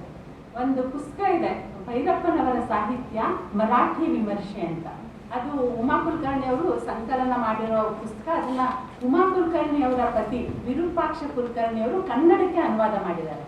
ಆ ಪುಸ್ತಕದಲ್ಲಿ ಇವರ ಒಂದೇನು ಲೇಖನ ಇದೆಯಲ್ಲ, ಬಹಳ ಪ್ರೌಢವಾದ ಲೇಖನ. ಅದನ್ನ ಓದೇ ನಾನು ಸುಪ್ರಿಯಾ ಸಹಸ್ರ ಬುದ್ಧಿ ಅನ್ನೋ ಹೆಸರಿಗೆ ಮಾರು ಹೋಗ್ಬಿಟ್ಟಿದ್ದೆ. ಆ ನಂತರ ಅವ್ರು ಬಂದ್ರು. ಅವ್ರು ಬಂದ ಮೇಲೆ ನಾನು ಸುಮ್ಮನೆ ನೋಡ್ತಾ ಇದ್ದೆ, ಇಬ್ರು ಏನ್ ಮಾತಾಡ್ತಾರೆ ಅಂತ. ಸಜ್ಜನರ ಸಂಘವಾದ ಹೆಜ್ಜೆಯನ್ನು ಸರಿದಂತೆ ಅಂತ ಅವ್ರ ಮಾತು ಕೇಳಿಸ್ಕೊಂಡೆ ನನಗೆ ಅನ್ನಿಸ್ತಾ ಇತ್ತು, ಎಷ್ಟು ಆಳವಾದ ಪಾಂಡಿತ್ಯ ಇದೆ, ಎಷ್ಟು ಸಹೃದಯತೆ ಇದೆ. ಅದು ಮುಖ್ಯ. ನಾನು ಕಾರಲ್ಲಿ ಬರ್ಬೇಕಾದ್ರೆ ಅವ್ರ ಗದೆ ಹೇಳ್ತಾ ಇದ್ದೆ, ಯಾರಿಗೇ ಆದ್ರೂ ತಮ್ಮ ತಮ್ಮ ಮಾತೃಭಾಷೆ ಅಂದ್ರೆ ಅತಿಯಾದ ಪ್ರೀತಿ ಇದ್ದೇ ಇರುತ್ತೆ. ಈಗ ನನ್ನನ್ನೇ ಯಾರಾದ್ರೂ ಬೇರೆ ಭಾಷೆ ನೀವು ಉತ್ತಮ ಕಾದಂಬರಿ ಮೊದಲೇ ಯಾಕೆ ನಮ್ಮ ಕನ್ನಡದಲ್ಲಿ ಇಲ್ವಾ ಅಂತೀನಿ. ಆದ್ರೆ ಅವರು ಮರಾಠಿಯಲ್ಲಿ ಕಾದಂಬರಿಗಳಿವೆ, ಉತ್ತಮ ಕಾದಂಬರಿಗಳು ಇವೆ, ಆದರೆ ಭೈರಪ್ಪನವರ ಕಾದಂಬರಿಗೆ ಸರಿಸಾಟಿಯಾಗುವಂತವು ಇಲ್ಲ. ನಾನು ಹೇಳಿದೆ, ಇದು ನಮ್ಗೆ ಭೈರಪ್ಪನವರು ಕೊಟ್ಟಿರುವ ಗೌರವವೂ ಹೌದು, ನಿಮ್ಮ ಹೃದಯ ವೈಶಾಲ್ಯವೂ ಹೌದು. ನೀವು ಇದನ್ನ ಎಷ್ಟು ಮುಕ್ತವಾಗಿ ಒಪ್ಕೊಳ್ತಾ ಇದ್ದೀರಾ, ನಮಗೆ ಬಹಳ ಸಂತೋಷ ಆಗುತ್ತೆ ಅಂತ. ಅವ್ರು ಯಾರೋ ಹೇಳಿದ್ರಂತೆ, ನೀವು ಸ್ವಲ್ಪ ಬೇರೆ ಭಾಷೆಗಳನ್ನ ಕಲಿಬಹುದಲ್ಲ, ಗುಜರಾತಿ ಅದು ಇದು. ಬೇರೆ ಭಾಷೆನೇ ಕಲಿಬೇಕಾದ್ರೆ ನಾನು ಕನ್ನಡವನ್ನೇ ಕಲಿತೀನಿ, ಯಾಕಂದ್ರೆ ನಾನು ಅದನ್ನು ಮೂಲದಲ್ಲಿ ಓದ್ಬೇಕು ಭೈರಪ್ಪನವ್ರನ್ನ ಅಂತ. ಹಾಗೆ ಅವರು ಸ್ವತಃ ಡಾಕ್ಟರ್ ಸುಪ್ರಿಯಾ ಮೇಡಮ್ ಅವರು ಸಂಸ್ಕೃತ, ಹಿಂದಿ, ಮರಾಠಿ, ಇಂಗ್ಲಿಷ್ 4 ಭಾಷೆಗಳಲ್ಲಿ ಪ್ರೌಢವಾದ ಒಂದು ವ್ಯಾಸಂಗವನ್ನ ಮಾಡಿರೋರು. ಅವರ ಡಾಕ್ಟರೇಟ್ ಥೀಸಿಸ್ನ ಅವರು ಮಹಾಭಾರತದ ಕುರಿತಾಗಿ ಮಾಡಿದ್ದಾರೆ. ಗ್ರೀಕ್ ಮಿಥಕಗಳು ಮತ್ತು ಮಹಾಭಾರತದ ಮಿಥಕಗಳು, ಅಲ್ಲಿನ ಸ್ತ್ರೀಯರ ಒಂದು ಚಿತ್ರಣ ಹೇಗಿದೆ ಅದನ್ನೆಲ್ಲ ತುಂಬಾ ವಿಚಾರಪೂರ್ಣವಾಗಿ ಮಾತಾಡ್ಕೊಂಡು ಬಂದ್ರು ನನ್ನ ಜೊತೆ. ಅವ್ರು ಕಾರಲ್ಲಿ ಬರ್ಬೇಕಾದ್ರೆ ಅನ್ನಿಸ್ತು ನನಗೆ, ಇಷ್ಟೆಲ್ಲ ಕಲ್ತ್ಕೊಂಡು ಇವ್ರು ಎಷ್ಟು ನಿಸ್ಪೃಹರಾಗಿದ್ದಾರಲ್ಲ, ಎಷ್ಟು ಸರಳರಾಗಿದ್ದಾರಲ್ಲ ಅಂತ. ನಾನು ಹೇಗಿರ್ತಾರೋ ಏನೋ ಅವ್ರನ್ನ ನಾನು ಬರ್ಮಾಡ್ಕೊಳ್ಬೇಕಲ್ಲ ಅಂತ ಅನ್ಕೊಳ್ತಾ ಇದ್ದೆ. ಅವ್ರನ್ನು ನನಗೂ ಹಾಗೆ ಅನ್ನಿಸ್ತು, ಆಗ ನಿಮ್ಮನ್ನ ನೋಡಿ ನನಗೂ ಸಂತೋಷ ಆಗಿತ್ತು ಅಂತ. ಆ ತರ ಅವರು ಕೆಲವು ಏಕಾಂಕ ನಾಟಕಗಳನ್ನು ಬರೆದಿದ್ದಾರೆ. ಮುಖ್ಯವಾಗಿ ಅವರು ವಿಮರ್ಶಕಿಯಿಂದ ತಮ್ಮನ್ನು ಗುರುತಿಸ್ಕೊಂಡಿರೋದು. ಮತ್ತೆ ಆದಾನ ಪ್ರದಾನ, ಈ 4 ಭಾಷೆಗಳಲ್ಲಿ ಅವರು ಸರಳವಾಗಿ ನಾವು ಮನೆ ಒಂದು ಕೋಣೆಯಿಂದ ಇನ್ನೊಂದು ಕೋಣೆ ಓಡಾಡೋ ಹಾಗೆ ಒಂದು ಭಾಷೆಯಿಂದ ಇನ್ನೊಂದು ಭಾಷೆಗೆ ಸಾಕಷ್ಟು ಕೃತಿಗಳನ್ನು ಅವರು ಅನುವಾದ ಕೂಡ ಮಾಡಿದ್ದಾರೆ. 35 ವರ್ಷಗಳಷ್ಟು ದೀರ್ಘವಾದ ಕಾಲ ಅವರು ಡೆಕ್ಕನ್ ಕಾಲೇಜಿನಲ್ಲಿ ಕೆಲಸ ಮಾಡಿ ಬೋಧಿಸಿ ಈಗಲೂ ಅವರ ಕೈಯಲ್ಲಿ ಸಂಶೋಧನಾ ವಿದ್ಯಾರ್ಥಿಗಳಿದ್ದಾರೆ. ಹಾಗಾಗಿ ಬಹುಮುಖ ಪ್ರತಿಭೆ ಅವರದ್ದು, ಸಹೃದಯತೆ ಸಹಿತ ಜೊತೆಲೇ ಇದೆ. ಎಷ್ಟೆಲ್ಲ ಕೃತಿಗಳು ಹೇಳ್ತಾ ಇದ್ರು ಅವೆಲ್ಲ ಬಂದಿದೆ ಅಂತ. ಸಹಜವಾಗಿಯೇ ಸಾಕಷ್ಟು ಅವರಿಗೆ ಪ್ರಶಸ್ತಿಗಳು ಬಂದಿವೆ. ಇವತ್ತಿನ ದಿವಸ ಅವರು ಭೈರಪ್ಪನವರ ಮೇಲೆ ಇರೋ ಪ್ರೀತಿಯಿಂದಾಗಿ ಇಲ್ಲಿ ಬಂದಿದ್ದಾರೆ. ಸದ್ಯ ಮಳೆಯಲ್ಲೂ ನಮಗೆ ಬರ್ಲಿಕ್ಕೆ ಆಯ್ತು, ಅದು ತುಂಬಾ ಸಂತೋಷ. ಮತ್ತೆ ನಮ್ಮೆಲ್ಲರಿಗೂ ಇನ್ನೊಬ್ಬ ಹಿತೈಷಿ, ವಿಭಾಗಕ್ಕೆ ಒಬ್ಬ ಹಿತೈಷಿ ಸಿಕ್ಕಾಗೆ ನಮಗಾಯ್ತು, ಅದನ್ನು ನಮ್ಗೆ ಸಂತೋಷವನ್ನು ತಂದಿದೆ.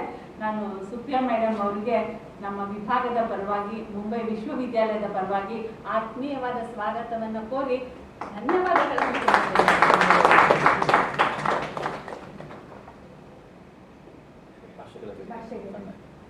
ಭಾಷೆಗಳ ಗಡಿಗೆದ್ದ ಭಾರತೀಯ ಈ ಪುಸ್ತಕ ನಾವು ಕಳೆದ ಮೇನಲ್ಲಿ ಭೈರಪ್ಪನವರು ಬಂದಿದ್ರು. ಗೋಕುಲ ಆಡಿಟೋರಿಯಂದು ರಿನೋವೇಟೆಡ್ ಆಡಿಟೋರಿಯಂ ಇತ್ತಲ್ಲ, ಅವ್ರು ಗೋಕುಲದವರು ಭೈರಪ್ಪನವ್ರ ಹತ್ರನೇ ಅದನ್ನ ಉದ್ಘಾಟನೆ ಮಾಡಿಸ್ಬೇಕು ಅಂತ ಕಾದಿದ್ರು.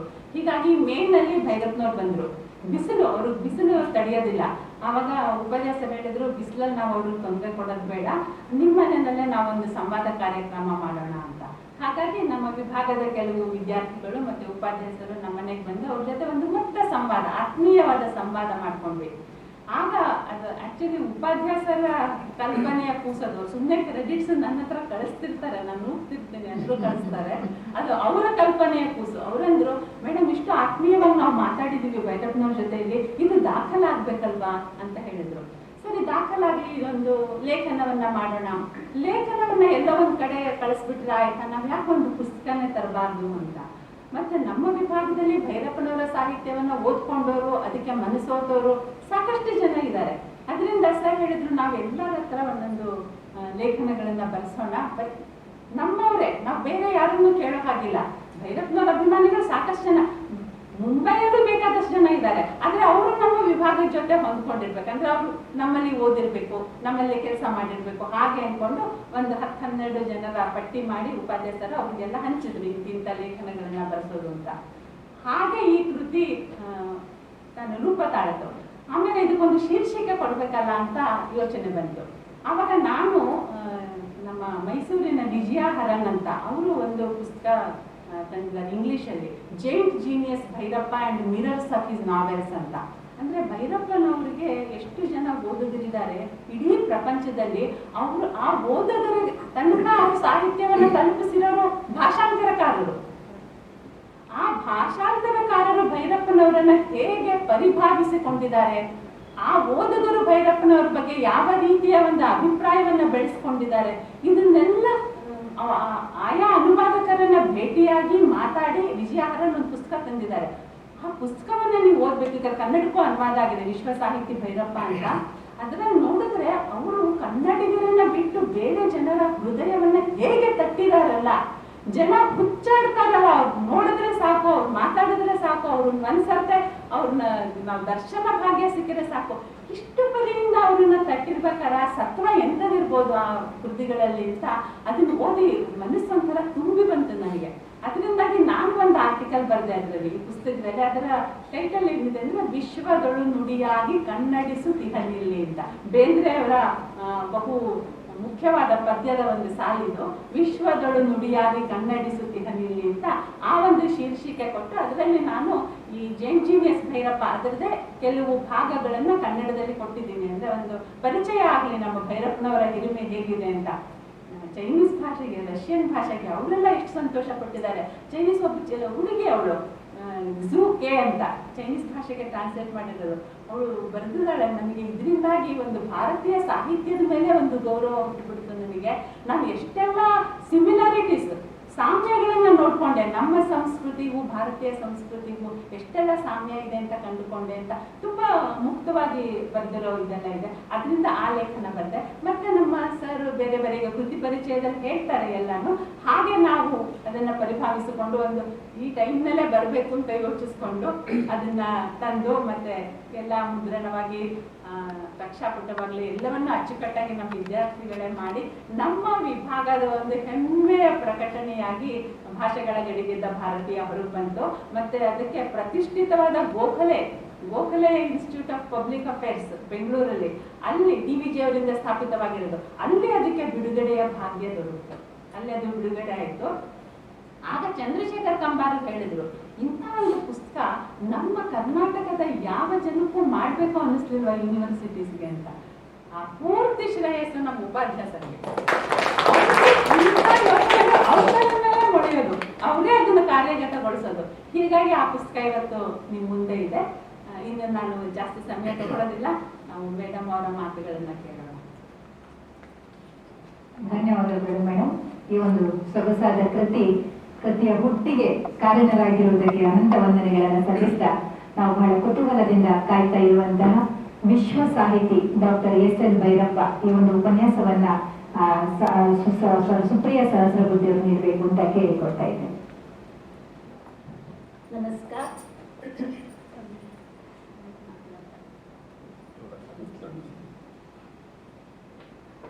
At the outset,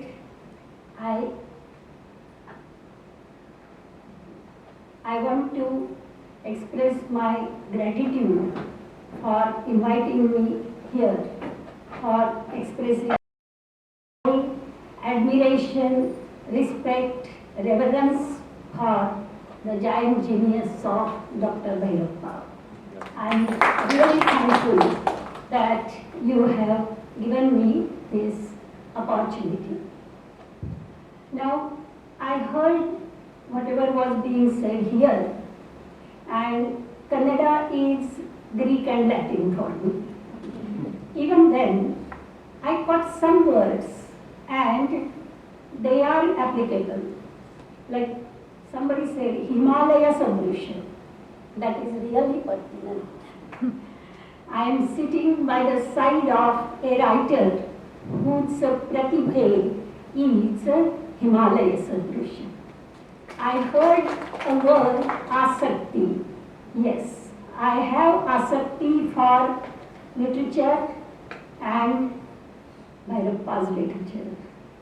Also, I agree with the word chumbaka shakti of the writing of Bhairappa. And whatever I am going to say is just a drop of the ocean only, because within 20 lectures also it is not possible to talk about the genius of Bhairappa, but I am going to try whatever I can catch. So first of all, I want to use one Kannada word for his literature, Daitya Pratibhe. Excellent expression. The strength of Daitya in the Pratibhe. And that makes him universal writer. Why I chose that title for whatever I am going to say is, I have been teaching English literature for more than 40 years. And English literature, of course, has the translations of other literatures, like world literature, maybe Goethe, maybe Dostoevsky, and so many. Of course, Shakespeare is my favorite one.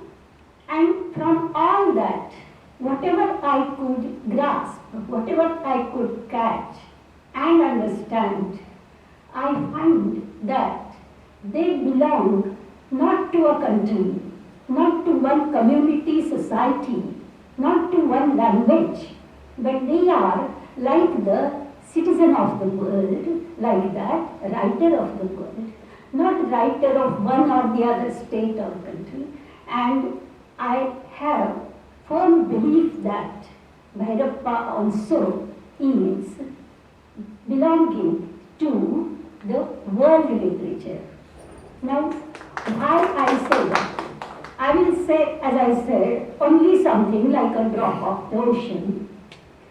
First of all, whenever a writer writes, there are circles. Like first circle is region. He is writing about some region. Then, if he is strong, he crosses that circle and goes to the nation. Second, bigger, wider circle. He becomes not a regional writer, but a national right. And still he crosses that boundary, and then he belongs to the whole world, like we say, universe. And I see in Bhairappa's novels, whichever are translated in Marathi, I am not as fortunate as to read the original Kannada writing. But in even my friend Uma's translations, I could see the power, the strength of Bhairappa's style. So I see in that the element of the universal writing. Now, I think the first thing that a universal writer shows is universal themes. And we can see the universal themes in his writing. But before that, themes may be universal, but they are not. Actually, when the writer is writing, he is writing about something around him. His own shadow falls on the paper on which he is writing. But he becomes universal when he takes those regional things, and especially about Karnataka side, then take those things to the national and universal level. Like the theme of war. So many people have written. In English, there is a big volume of war poetry, and yet it may not be universal in the sense you have to show, express ably the effects, the causes, circumstances, characters, everything of war. And that is done by Bhairappa in his Parva. Now you can look at Parva as the say interpretation of Mahabharata. You can say it is a replica of the Mahabharata. But what he does is he looks at it rationally. He allows no miracles. He allows no aura. And yet he gives us the core of the Mahabharata. And I have read the book of Vijaya Haran, Giant Geniuses. In that, one translator, I have read all the 576 pages of that book. One translator has said there, even if Vyasa would have come, he would have agreed with Bhairappa. I agree with that translator. Really, the core of what Vyasa would have said. For my humble thesis, I read the Mahabharata from cover to cover. And I also see Vyasa was rational. He was not like putting miracles in that. That is done by the other people who added to it. That's why I say Vyasa and Bhairappa, they agree with each other. And Parva goes to the level of epic novel. You know, epics have already stopped to be written, but that place is taken by novels. And the writers like Bhairappa, when they write novels, actually they are writing epics. Now there is no time to explain Parva more, but I take the other novel, Vamshavriksha. Now, apparently it is a novel about remarriage of widows. Somebody would have stopped there. In Marathi also there is one novel on that topic like Pandaksha Kornepu. But all the aspects of that issue are not taken into account even in that Marathi novel. Bhairappa brings in that novel not only the remarriage, not only the effects of the tradition on the woman, but he takes into account what the father-in-law thinks. How can there be types of marriages? I feel the marriage of Karuna and Sadashivrao, isn't it something precedent of today's living? In a way, it is living relationship based on the intellectual concerns, and that he has written in the 60s. I think he was not even 35. To write such a novel at such an age, show me any writer in the world with that taste. So many aspects like society, marriage, and one more thing, why I admire him more, being a woman, and also considering, I think there was some storm in Karnataka about the novel Kavalu. I pity those who are criticizing Kavalu. In all his novels, each and every novel, he shows directly or indirectly, mostly indirectly, his sympathy, understanding about the character of woman. I am grateful to him for that. For womankind, the great writers do not support the rallies or write feminist articles and all that. This is the right way to show your sympathy and understanding of womankind. And that is seen most in the novel Datu. Now Datu about Dalit Samasya. In Marathi also, rather we are proud that first Dalit literature was introduced in Marathi. But in Marathi, the Dalit writers have written their own individual grievances, suffering. They are genuine and we of course are sorry for that. But after they write about their suffering, what next? What next is shown by Bhairappa in Marathi. To go to the bottom of that issue, that problem. He goes into the history of that issue. He shows what was there in the past. He shows what is in the present. Present in the sense how that issue is being exploited by the politicians. That also he shows. And he has, of course, full understanding and sympathy about the Dalit people. Now, another novel, Mandra, and very rightly, now it is platitude to say that very rightly, he has received the Saraswati Award. Now, that novel, only for that novel you have to give 4 or 5 hours to talk about it. Apparently it is just a story of a musician. But how many facets are shown there? A musician, an artist.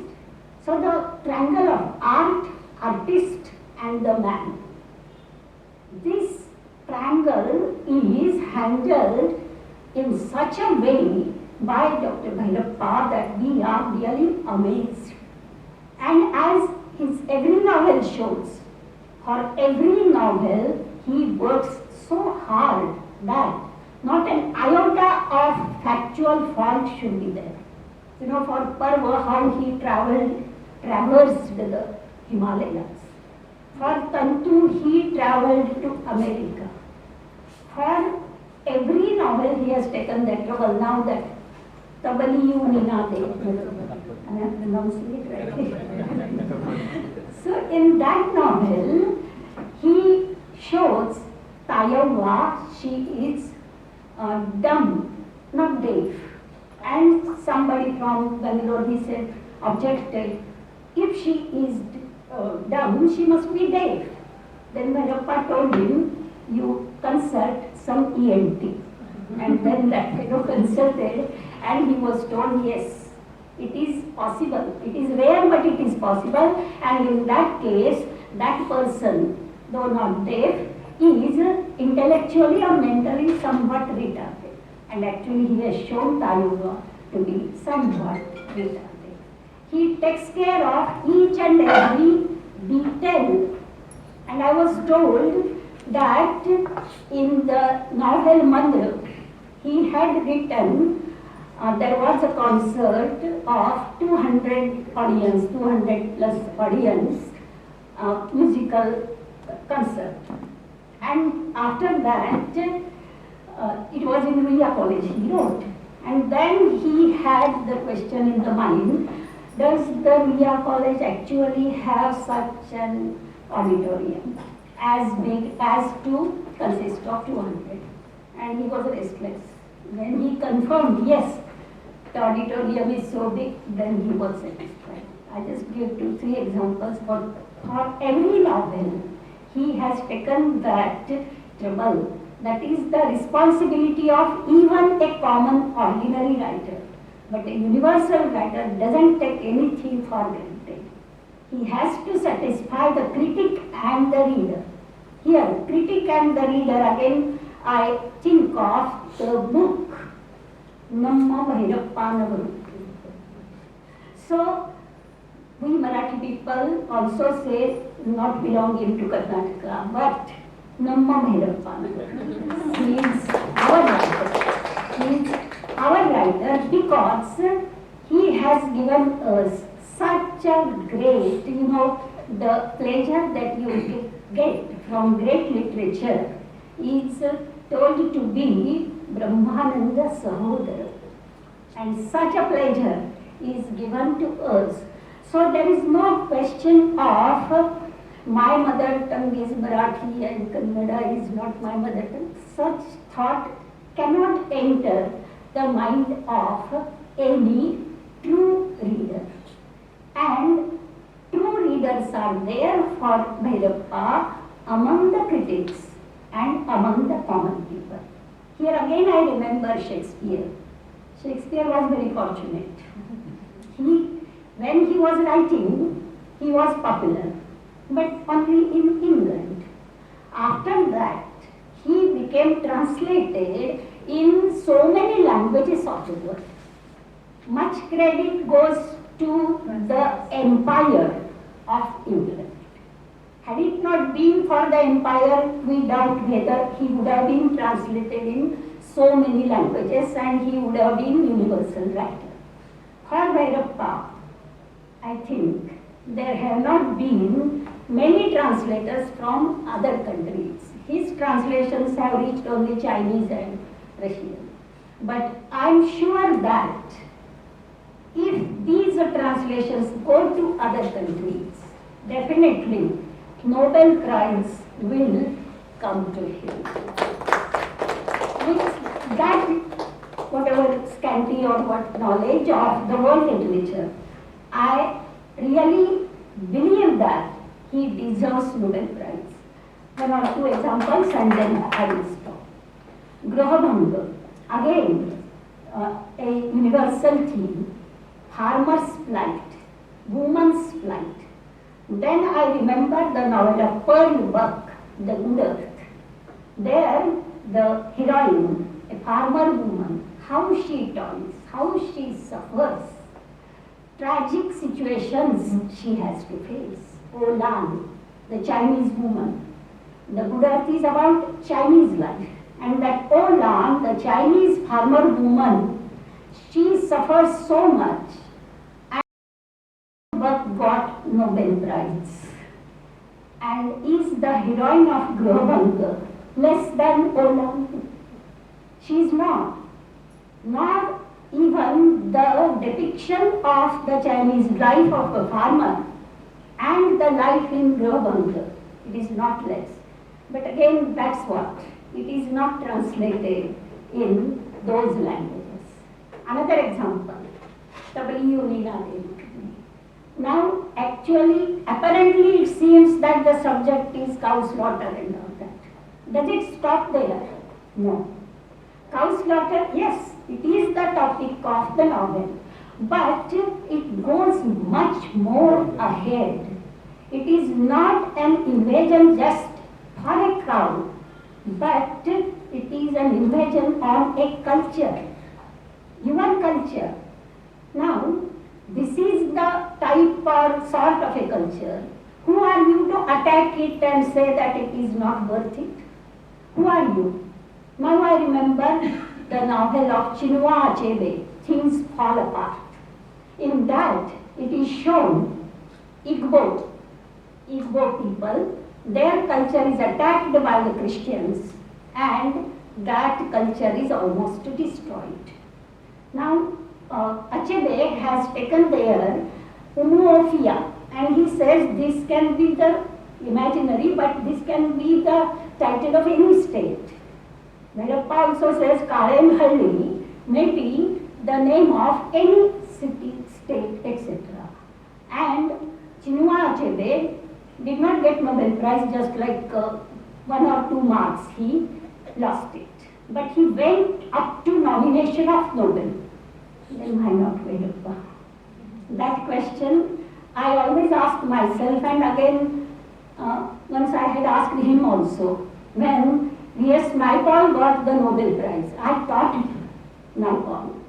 I do not sincerely think that he deserves Nobel Prize. This is not diminishing his qualities, but Nobel, universal writers, he should get it.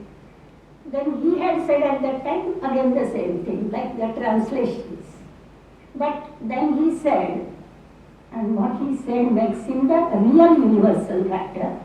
He said, I do not waste my time in thinking about that. That is the real universal writer. That is the spirit. I think my time limit. Yeah. So, very sadly I have to conclude because good, she told me 20 minutes, otherwise when I start speaking about Bhairappa, somebody has to tell me stop. So I have told myself, but my last words are, he is really a universal writer, and we hope that though Nobel Prize is nothing considering the love, appreciation, admiration, reverence of each and every Indian, because it is translated overall India. Still, someday, if he really receives the Nobel Prize, we will be very happy. And I wish that. Thank you very much.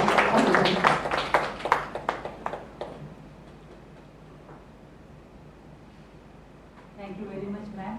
It was so fluent, so warm, and in fact, we would like to listen to you for hours. You said you want to speak to us. We also would like to listen to you for hours. And the way you are pronouncing all the names in the novel, the names of the novel and the places in the novel, it shows how much commitment you have to this talk. And we are all really delighted. In fact, we were thinking, myself and Upadhyaya sir, it is a Kannada function, and then madam will have to speak in English, about our audience, whether they will be liking it. But then you are more than successful in keeping the attention of all of us. It was as good as reading Bhairappaji's novels. We are really very happy, and we are grateful to you, madam, for having come here and shared your views with us. ಇನ್ನೊಂದು ಸಣ್ಣ ವಿಷಯ ಅಲ್ಲ, ದೊಡ್ಡ ವಿಷಯನೇ ಹೇಳೋದು ಮರೆತುಬಿಟ್ಟೆ ಮೇಡಮ್ನ introduce ಮಾಡಬೇಕಾದ್ರೆ. ಸರಸ್ವತಿ ಸಮ್ಮಾನ್ ಭೈರಪ್ಪನವ್ರಿಗೆ ಸಿಕ್ಕಾಗ ಮಂತ್ರದ ಬಗ್ಗೆ ಒಂದು ಕಾರ್ಯಕ್ರಮ ಬೆಂಗಳೂರಿನಲ್ಲಿ ಹಮ್ಮಿಕೊಂಡಿದ್ರಂತೆ. ಆಗ ಮೇಡಮ್ ಆ ಮಂತ್ರದ ಬಗ್ಗೆ ಮಾತಾಡಿದ್ರಂತೆ. ಅವರ ಮಾತನ್ನ ಕೇಳಿ ಅಲ್ಲಿದ್ದ ಶತಾವಧಾನಿ ಗಣೇಶರು ಹೋಗಿ ಉಮಾ ಕುಲಕರ್ಣಿ ಅವರು ಕಾಲಿಗೆ ಬಿದ್ರಂತೆ.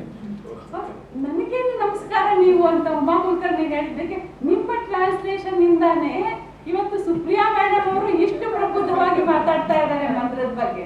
ಅಂದ್ರೆ such is her love for Bhairappa's literature, such is her knowledge in expressing her views. It was all so very clear. She made it very clear to our students what is a universal writer, how he has to cross several layers and then conquer that universal nature. Madam, we are really enlightened with your talk. Thanks a lot to you, ma'am.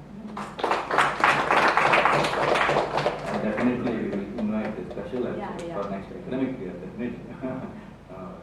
ಪುಂಖಾನುಪುಂಖವಾಗಿ ಪಾತ್ರಗಳನ್ನ ಅಲ್ಲಿಯ ಇಡೀ ಒಂದು ವ್ಯಕ್ತಿಯ ಕುರಿತು ಅದ್ಭುತವಾದ ಚಿತ್ರಣವನ್ನು ಕೊಟ್ಟರು. ಅವರಿಗೆ ವಿಶೇಷ ಧನ್ಯವಾದಗಳು. ಈ ಕೃತಿಯ ಕುರಿತು ಮಾತಾಡಲಿಕ್ಕೆ ನಮ್ಮ ವಿಭಾಗದ ಹೆಮ್ಮೆಯ ವಿದ್ಯಾರ್ಥಿ, ವಿಶೇಷ ಕಳೆದ 1 ವರ್ಷದಿಂದ ವಿಭಾಗದ ಯೂಟ್ಯೂಬ್ ಚಾನಲ್ ವಿದ್ಯಾ ರಾಮಕೃಷ್ಣ ಅವರಿಗೆ ವಿಶೇಷ ಧನ್ಯವಾದವನ್ನು ಹೇಳಿದ್ರು. ವೃತ್ತಿಯಲ್ಲಿ IT ಇಂಜಿನಿಯರ್, ಅಮೆರಿಕ ಬೇರೆ ಬೇರೆ ದೇಶಗಳಲ್ಲಿ ದೇಶ ವಿದೇಶಗಳಲ್ಲಿ ಕೆಲಸ ಮಾಡಿಕೊಂಡು ಈಗ ರೇಸ್ನಲ್ಲಿದ್ದಾರೆ, ಮುಂಚೂಣಿಯಲ್ಲಿದ್ದಾರೆ. ಮೊನ್ನೆ ರಿಸಲ್ಟ್ ಬಂದಾಗಲೂ ನಾನು ಏನು ಕಮ್ಮಿ ಇಲ್ಲ, ಭಾಳ ಚೆನ್ನಾಗಿ ಬರವಣಿಗೆ. ಕಾರಂತ ಕುವೆಂಪುರವರ ಕುರಿತು ಒಂದು ಒಳ್ಳೆಯ ಸಂಪ್ರಬಂಧವನ್ನ ರಚನೆ ಮಾಡ್ತಾರೆ. ನಮ್ಮ ವಿದ್ಯಾರ್ಥಿಗಳು ಬೇರೆ ಬೇರೆ ಕ್ಷೇತ್ರದಿಂದ ಬರ್ತಾ ಇದೆ, ಬರೇ ಒಂದು ಕಲಾ ವಿದ್ಯಾರ್ಥಿಗಳಲ್ಲ, ವಿಜ್ಞಾನ ತಂತ್ರಜ್ಞಾನ ಇದು ಅಭಿಮಾನ ಪಡುವಂತ ಅಂಶ. ಹಾಗಾಗಿ ಅವರಿಗೆ ವಿಶೇಷ ಧನ್ಯವಾದವನ್ನು ಹೇಳಬೇಕು. ಒಂದು ಬಹಳ ಸಂಭ್ರಮದ ಕ್ಷಣ ಅಂತ ಹೇಳಿದ್ರೆ, ನಮ್ಮ ಯೂಟ್ಯೂಬ್ ಚಾನಲ್ಗೆ 3ನೇ ವರ್ಷ ಮುಗಿತು, 4ನೇ ವರ್ಷಕ್ಕೆ ಕಾಲಿಡ್ತಾ ಇದ್ದೀವಿ. We have 65 departments. Our only department we have full time YouTube channel. ನಮ್ಗೆ ಬಹಳ ಸಂತೋಷ ಆಗ್ತದೆ. ಈಗಾಗಲೇ 1,000 ಚಂದಾದಾರಿದ್ದಾರೆ. ಅದ್ರ ಜೊತೆಗೆ ಸಾವಿರ ಮಂದಿ ಆ ಪ್ರೋಗ್ರಾಮ್ ನೋಡ್ತಾರೆ. ಜೊತೆಗೆ ಇನ್ನೊಂದು ವೈಶಿಷ್ಟ್ಯ ಅಂತ ಹೇಳಿದ್ರೆ, ಸತತವಾಗಿ ಸುಮಾರು 280 ಪ್ರೋಗ್ರಾಮ್ ನಾವು ಅಪ್ಲೋಡ್ ಮಾಡಿದ್ದೀವಿ. ಅದರಲ್ಲಿ ಬಹಳ ದೊಡ್ಡ ಒಂದು ವರ್ಷದಿಂದ ಹಗಲು ರಾತ್ರಿ ಕೆಲಸ ಮಾಡ್ತಾ ಇರೋರು ಸಹೋದರಿ ವಿದ್ಯಾ ರಾಮಕೃಷ್ಣ ಅವರಿಗೆ ನಮಸ್ಕಾರ. ಧನ್ಯವಾದಗಳು. ಎಲ್ರಿಗೂ ನಮಸ್ಕಾರ. ಈಗಾಗಲೇ ಈ ಕೃತಿಯ ಕುರಿತು ಸಾಕಷ್ಟು ನಿಮಗೆಲ್ಲ ಗೊತ್ತಾಗಿದೆ. ಸೊ ತುಂಬಾ ಸಣ್ಣದಾಗಿ ನನಗೆ ಮುಂಬೈ ವಿಶ್ವವಿದ್ಯಾಲಯ ಕನ್ನಡ ವಿಭಾಗದ ಪ್ರಾಧ್ಯಾಪಕರು ಮತ್ತೆ ಕೆಲವು ವಿದ್ಯಾರ್ಥಿ ಮಿತ್ರರು ತಾವು ಕಂಡಂತೆ ವಿಶ್ವ ಸಾಹಿತಿ ಡಾಕ್ಟರ್ ಎಸ್.ಎಲ್. ಭೈರಪ್ಪನವರ ಬದುಕು ಬರಹಗಳನ್ನ ಮತ್ತೆ ಭೈರಪ್ಪನವರು ಅವರ ಮೇಲೆ ಮಾಡಿರುವ ಪ್ರಭಾವಗಳನ್ನೆಲ್ಲ ಅವಲೋಕಿಸಿ ಹಂಚಿಕೊಂಡಿರುವ ವಿಶಿಷ್ಟವಾದ ಕೃತಿ ಇಂದು ಬಿಡುಗಡೆಗೊಂಡ ಭಾಷೆಗಳ ಗಡಿಗೆದ್ದ ಭಾರತೀಯ ವಿಭಾಗದ 92ನೇ ಪ್ರಕಟಣೆಯಾಗಿ ಬೆಳಕು ಕಂಡಿರುವ ಈ ಕೃತಿಯ ಸಂಪಾದನೆಯನ್ನ ನಿಮಗೆಲ್ಲ ಗೊತ್ತಿರೋಂಗೆ ವಿಭಾಗದ ಮುಖ್ಯಸ್ಥರಾದ ಡಾಕ್ಟರ್ ಜಿ.ಎನ್. ಉಪಾಧ್ಯಾಯರು ಮಾಡಿದ್ದಾರೆ. ಇದರ ಸಹ ಸಂಪಾದಕರು ಡಾಕ್ಟರ್ ಉಮಾರಾಮರಾವ್ ಅವರು. 14 ಬಿಡಿ ಲೇಖನಗಳಿರುವ ಈ ಕೃತಿಯ ಪ್ರಾರಂಭದಲ್ಲಿ ಡಾಕ್ಟರ್ ಉಮಾರಾಮರಾವ್ ಅವರು ಬರೆದ ಒಂದು ಕವನ ಗಮನ ಸೆಳೆಯುತ್ತೆ. ಇದರ ವೈಶಿಷ್ಟ್ಯ ಅಂದ್ರೆ, ಭೈರಪ್ಪನವರ ಎಲ್ಲಾ 24 ಕಾದಂಬರಿಗಳನ್ನ ಮತ್ತೆ ಆತ್ಮಕಥೆಯ ಶೀರ್ಷಿಕೆಗಳನ್ನ ಈ ಕವನದಲ್ಲಿ ಅರ್ಥಪೂರ್ಣವಾಗಿ ಬೆಸೆಯಲಾಗಿದೆ. ವಿಶ್ವದೊಳ ನುಡಿಯಾಗಿ ಕನ್ನಡಿಸುತ್ತಿಹರಿಲ್ಲಿ ಎಂಬ ಸುಂದರ ಶೀರ್ಷಿಕೆ ಹೊತ್ತ ಮೊದಲ ಲೇಖನದಲ್ಲಿ ಡಾಕ್ಟರ್ ಉಮಾರಾಮರಾವ್ ಅವರು ವಿಶ್ವ ಸಾಹಿತಿ, ಭಾಷೆಗಳ ಗಡಿಗೆದ್ದ ಭಾರತೀಯ ಎಂಬೆಲ್ಲ ವಿಶೇಷಣೆಗಳಿಗೆ ಭೈರಪ್ಪನವರು ಯಾಕೆ ಭಾಜನರಾಗಿದ್ದಾರೆ ಅನ್ನೋದನ್ನ ಸ್ಪಷ್ಟಪಡಿಸಿದ್ದಾರೆ. ಅಗ್ನಿಯಿಂದ ಎದ್ದು ಬಂದ ಅಪರಂಜಿ ಲೇಖನದಲ್ಲಿ ಶ್ರೀಮತಿ ಶಶಿಕಲಾ ಹೆಗಡೆ ಅವರು ಭೈರಪ್ಪನವರ ಆತ್ಮಕಥನ ಭಿತ್ತಿಯ ಪ್ರಮುಖ ಅಂಶಗಳನ್ನು ಹೇಳ್ತಾ ಅವರ ವ್ಯಕ್ತಿತ್ವದ ಹೆಚ್ಚುಗಾರಿಕೆಗಳನ್ನೆಲ್ಲ ತುಂಬಾ ಸೊಗಸಾಗಿ ಸೆರೆಹಿಡಿದಿದ್ದಾರೆ.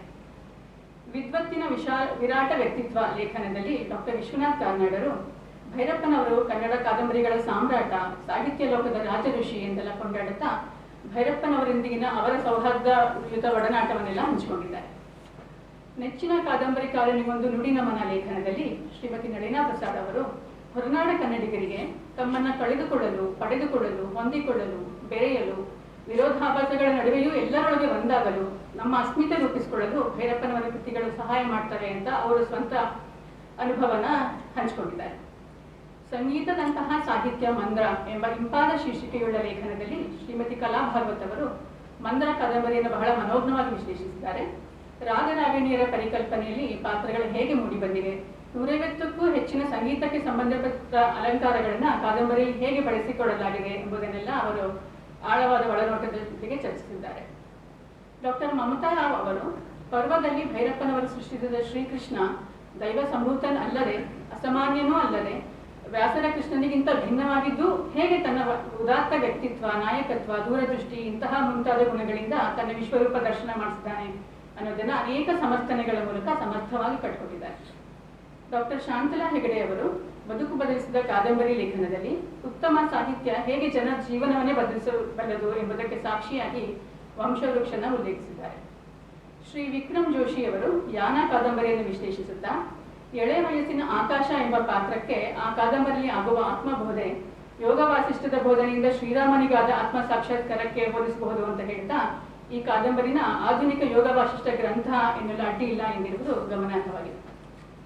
ಡಾಕ್ಟರ್ ಪೂರ್ಣಿಮಾ ಶೆಟ್ಟಿ ಅವರು ಒಂದು ಕೃತಿಯನ್ನು ಹೊರತರುವ ಹಿಂದೆ ಭೈರಪ್ಪನವರು ಮಾಡುವ ಶೋಧನೆ, ಪ್ರವಾಸ ಮತ್ತೆ ಕಾರ್ಯಕ್ಷೇತ್ರಗಳ ಮೇಲೆ ವಿಸ್ತೃತವಾದ ಬೆಳಕು ಚೆಲ್ಲಿದ್ದಾರೆ.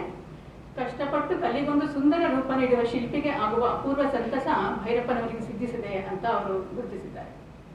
ಡಾಕ್ಟರ್ ರಮಾ ಉಡುಪ ಅವರು ಭೈರಪ್ಪ ಮತ್ತೆ ಕಾರಂತರ ಮುಂಬೈ ನಂಟನ್ನ ದಾಖಲಿಸಿದ್ದಾರೆ.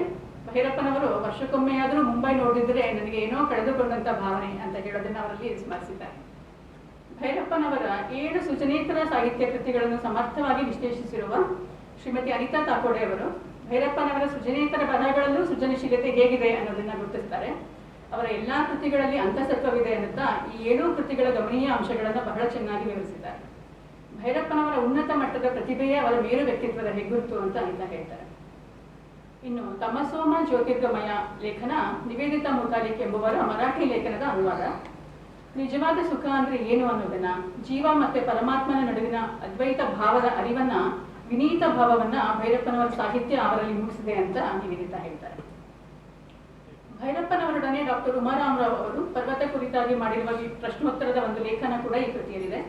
ಜೊತೆಗೆ ಅವರಾಗಲೇ ಹೇಳಿದಂತೆ ಮುಂಬೈಯಲ್ಲಿ ಭೈರಪ್ಪನವರೊಡನೆ ಡಾಕ್ಟರ್ ಉಪಾಧ್ಯಾಯ ಸರ್ ಮತ್ತೆ ಕೆಲವು ವಿದ್ಯಾರ್ಥಿಗಳು ನಡೆಸಿದ ಮಾತುಕತೆಯನ್ನ ಗೀತಾ ಮಂಜುನಾಥ್ ಅವರು ಲೇಖನ ರೂಪದಲ್ಲಿ ದಾಖಲಿಸಿದ್ದಾರೆ. ಈ ಎರಡೂ ಲೇಖನಗಳಲ್ಲಿ ಭೈರಪ್ಪನವರು ಹಂಚಿಕೊಂಡಿರುವ ವಿಚಾರಗಳು ವಿಶೇಷವಾಗಿ ನಮ್ಮಂತ ಸಾಹಿತ್ಯ ವಿದ್ಯಾರ್ಥಿಗಳಿಗೆ ನಮ್ಮ ಅಧ್ಯಯನ ಮತ್ತು ಸಾಹಿತ್ಯಿಕ ಅಭಿರುಚಿಯನ್ನು ಉತ್ತಮಗೊಳಿಸಲು ಬೇಕಾದ ಅತ್ಯಗತ್ಯ ಮಾಹಿತಿಗಳ ಕಣಜವೇ ಆಗಿದೆ ಅಂತ ಹೇಳ್ಬೋದು. ಇನ್ನುಳಿದಂತೆ 3 ಅನುಬಂಧಗಳಲ್ಲಿ ಭೈರಪ್ಪನವರ ಜೀವನ, ಕೃತಿಗಳ ವಿವರ, ಅವರಿಗೆ ಸಂದ ಪ್ರಶಸ್ತಿಗಳು, ಇತರ ಭಾಷೆಗಳಲ್ಲಿ ಅವರ ಕಾದಂಬರಿಗಳ ವಿವರಗಳನ್ನೆಲ್ಲ ದಾಖಲಿಸಲಾಗಿದೆ. ಕೃತಿಯ ಎಲ್ಲ ಲೇಖಕರ ಜೊತೆಗೆ ಆಕರ್ಷಕ ರಕ್ಷಾಪುಟದ ವಿನ್ಯಾಸ ಮಾಡಿರುವ ಶ್ರೀ ಜಯಸಾಲಿನ್ ಅವರು, ಲೇಖನಗಳನ್ನು ಟೈಪ್ ಮಾಡಿ ಅಚ್ಚುಕಟ್ಟಾಗಿ ಪೇಜ್ ಸೆಟ್ಟಿಂಗ್ ಮಾಡಿರುವ ಶ್ರೀಮತಿ ಸವಿತಾ ಶೆಟ್ಟಿ ಎಲ್ಲರೂ ಕನ್ನಡ ವಿಭಾಗದ ವಿದ್ಯಾರ್ಥಿಗಳೇ ಆಗಿರುವುದು ಈ ಕೃತಿಯ ಒಂದು ನಿಗಳಿಗೆ ಹೇಳಿದ್ದಾರೆ. ಒಟ್ಟಿನಲ್ಲಿ ವಿಭಿನ್ನ ಆಯಾಮ ಮತ್ತೆ ಆಳಗಳಿರುವ ಭೈರಪ್ಪನವರ ವಿವಿಧ ಕೃತಿಗಳನ್ನು ಅವಲೋಕಿಸುವಲ್ಲಿ, ತಮ್ಮ ದೃಷ್ಟಿಯಿಂದ ಅದನ್ನು ನಿರೂಪಿಸುವಲ್ಲಿ ವಿದ್ಯಾರ್ಥಿ ಮಿತ್ರರು ತಮ್ಮ ಆಸಕ್ತಿ, ಶ್ರದ್ಧೆ ಮತ್ತು ಪ್ರೌಢಿಮೆಯನ್ನ ಚೆನ್ನಾಗಿ ಮೆರೆದಿದ್ದಾರೆ. ಇತರ ಭಾಷೆಗಳಲ್ಲಿ ಭೈರಪ್ಪನವರ ಕೃತಿಗಳನ್ನು ಓದಿ ಆನಂದಿಸಿ ಅವರು ವಿಶ್ವ ಸಾಹಿತ್ಯ ಮಟ್ಟಕ್ಕೇರುವಲ್ಲಿ ಸಹಕರಿಸಿದ ಕನ್ನಡೇತರ ವಾಚಕ ವೃಂದಕ್ಕೆ ಈ ಕೃತಿಯನ್ನು ಸಮರ್ಪಣೆ ಮಾಡಿದ್ದಾರೆ. ಅದು ತುಂಬಾ ಸಮಂಜಸವಾಗಿದೆ. ಆದರೆ ಈ ಸಮರ್ಪಣೆ ಆ ವಾಚಕ ವೃಂದಕ್ಕೆ ತಲುಪಿಸುವ ಸಲುವಾಗಾದ್ರೂ ಈ ಕೃತಿಯನ್ನು ಅನುವಾದ ಮಾಡುವ ಅಗತ್ಯವಿದೆ ಅಂತ ನನಗೆ ಅನ್ಸುತ್ತೆ. ಅವಕಾಶಕ್ಕಾಗಿ ಧನ್ಯವಾದಗಳು. ಬಹಳ ಚೆನ್ನಾಗಿ ಅನುವಾದ ಮಾಡ್ತಾರೆ.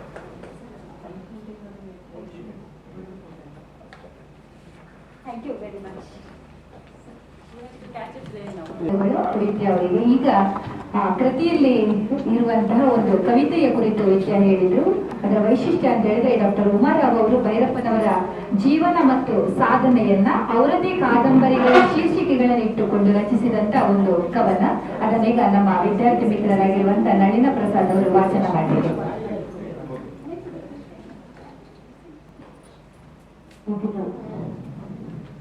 ಸಾಕ್ಷರ ಸರಸ್ವತಿ ಪುತ್ರರೆಲ್ಲರಿಗೂ ಕೊಟ್ಟು ಅವರ ಕೃತಿಗಳ ಒಂದು ಪುಷ್ಪಗಳನ್ನೆಲ್ಲ ಸೇರಿಸಿ ಒಂದು ಸುಂದರವಾದ ಮಾಲೆಯನ್ನ ಮಾಡಿ ಹೃದಯ ಬಟ್ಟಲುಗಳಿಟ್ಟು ಡಾಕ್ಟರ್ ಉಮಾರಾಮರಾವ್ ಅವರು ಈ ಕವನವನ್ನು ರಚಿಸಿದ್ದಾರೆ.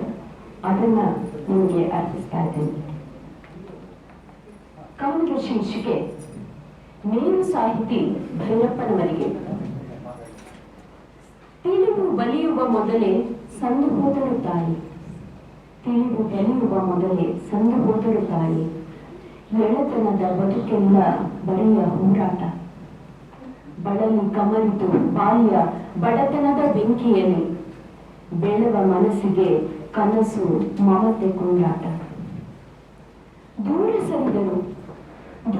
ಸರಿದರು ಒಲವ ತೋರಬೇಕಾದವರು, ಕ್ರೂರಿಗಳ ಆವರಣದಲ್ಲಿ ನಿಮ್ಮ ನೆಲೆಸಿ, ತೋರಿಸಿತದ ವಿಧಿ ನಿರಾಕರಣವನೇ ಸತತ ಸಾರಿ ತಬ್ಬಲಿಯು ನಿನ್ನಾದೆ ಮಗನೆಂದು, ತೋರಿಸಿತದ ವಿಧಿ ನಿರಾಕರಣವನೇ ಸತತ ಸಾರಿ ತಬ್ಬಲಿಯು ನೀನಾದೆ ಮಗನೆಂದು. ಎರಡು ಹೊತ್ತಿನ ತುತ್ತ ಹೊಂದಿಸುವ ಹವಣಿಕೆಯ ಹೊರೆಯು, ಎರಡು ಹೊತ್ತಿನ ತುತ್ತ ಹೊಂದಿಸುವ ಹವಣಿಕೆಯ ಹೊರೆಯು ಹೆಗಲೇರಿ ನಲುಗಿತು ನಿಮ್ಮ ಹರೆಯ, ಹೊರಳಿ ಮರಳುತ್ತ ಮತ್ತೆ ಮನೆಬಾಗಿಲನ್ನು ಬಡಿದ ಮರಣ ತೆರೆಸಿತು ತತ್ವಶಾಸ್ತ್ರ ಚಿಂತನೆಯ. ಒಡೆದು ಮನೆ ಗೃಹಭಂಗವಾದ ದುಃಖದಲ್ಲಿ ಕಂಗೆಡದೆ, ಒಡೆದು ಮನೆ ಗೃಹಭಂಗವಾದ ದುಃಖದಲ್ಲಿ ಕಂಗೆಡದೆ ಮೇಲೇರಿ ವ್ಯಾಸಂಗ ಮುಗಿಸಿದಿರಿ. ಕೆಡಕು ಶೋಷಣೆ ನಾಯಿ ನೆರಳಾಗಿ ಕಾಡಲದ ನಡುಗಿಸುತ್ತ ಚಿತ್ತ ಭಿತ್ತಿಯ ಬೆಳಗಿಸಿದಿರಿ. ಬಾಳದಾರಿಯಲೆನಿತೋ ಆಮಿಷಗಳೆದುರಾಗೆ ಸೋಲದಲೆ ಋತ ಪಥದಿ ಮುನ್ನಡೆದಿರಿ. ಏಳು ಬೀಳುಗಳೆಂದೂ ಕಾಡಲಿಲ್ಲವು ನಿಮ್ಮ ನಾಳಿತದು ಬೆಳಕನ್ನು ತೋರಿ ಧರ್ಮಶ್ರೀ. ಭೀಮಕಾಯರು ನೀವು ಅಧ್ಯಯನ ಭೋಜನಕ್ಕೆ ಸೀಮೆಗಳ ದಾಟುತ್ತಲಿ ಧ್ರುವಯಾನಗೈದು.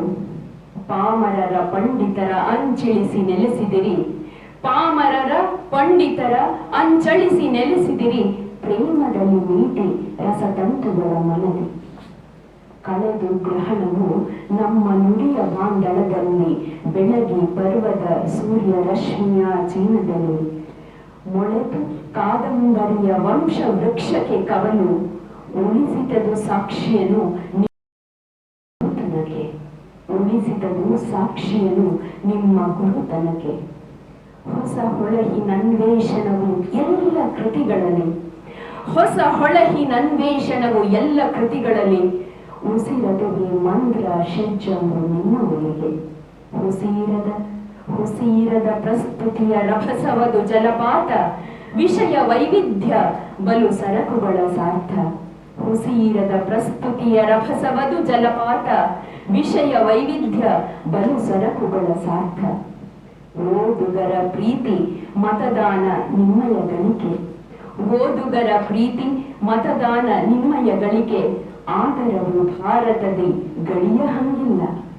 ಹಾದು ಬಂದಿರಿ ದಶಕವಾರ ನುಡಿ ಸೇವೆಯಲ್ಲಿ, ಮೋದ ಮತಿಗಳ ನಿತ್ತು ರಸಿಕ ಜನಗಣಕ್ಕೆ, ಮೋದ ಮತಿಗಳ ನಿತ್ತು ರಸಿಕ ಜನಗಣಕ್ಕೆ.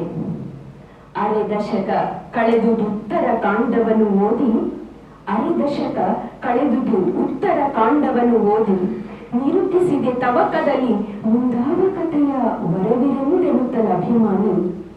ವಾಚಕ ವೃಂದ ಚಿರ ಯೌವನವು ನಿಮ್ಮ ಸೃಜನಶೀಲತೆಗೆ, ಅರೆ ದಶಕ ಕಳೆದು ಉತ್ತರ ಕಾಂಡವನ್ನು ಓದಿ, ನಿರೂಪಿಸಿದೆ ತವಕದಲ್ಲಿ ಮುಂದಾವ ಕಥೆಯ ವರವಿರೆಂದು ಎನ್ನುತ್ತಲ ಅಭಿಮಾನಿ. ವಾಚಕ ವೃಂದ ಚಿರ ಯೌವನವು ನಿಮ್ಮ ಸೃಜನಶೀಲತೆಗೆ.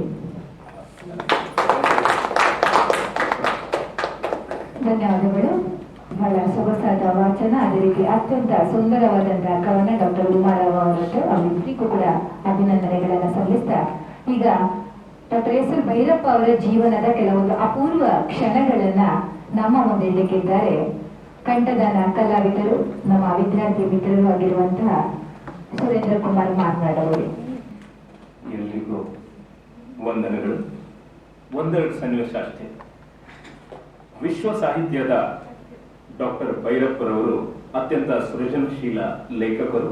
ಅವರ ಕಾದಂಬರಿಗಳಲ್ಲಿ ತುಂಬಿ ತುಳುಕುವ ರಸವು ಓದುಗರನ್ನು ತಟ್ಟಿ ತನ್ಮಯರನ್ನಾಗಿಸುತ್ತದೆ.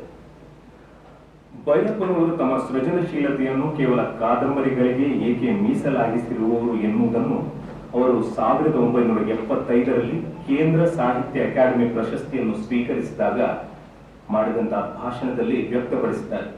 ಅವರ ಮಾತುಗಳು ಹೀಗಿವೆ: ಸಾಹಿತ್ಯ ಪ್ರಕಾರಗಳಲ್ಲೆಲ್ಲ ಕಾದಂಬರಿಯು ಅತ್ಯಂತ ಉಪಯುಕ್ತವಾದುದು, ಏಕೆಂದ್ರೆ ಅದು ಬದುಕಿಗೆ ತೀರಾ ಹತ್ತಿರವಾದುದು.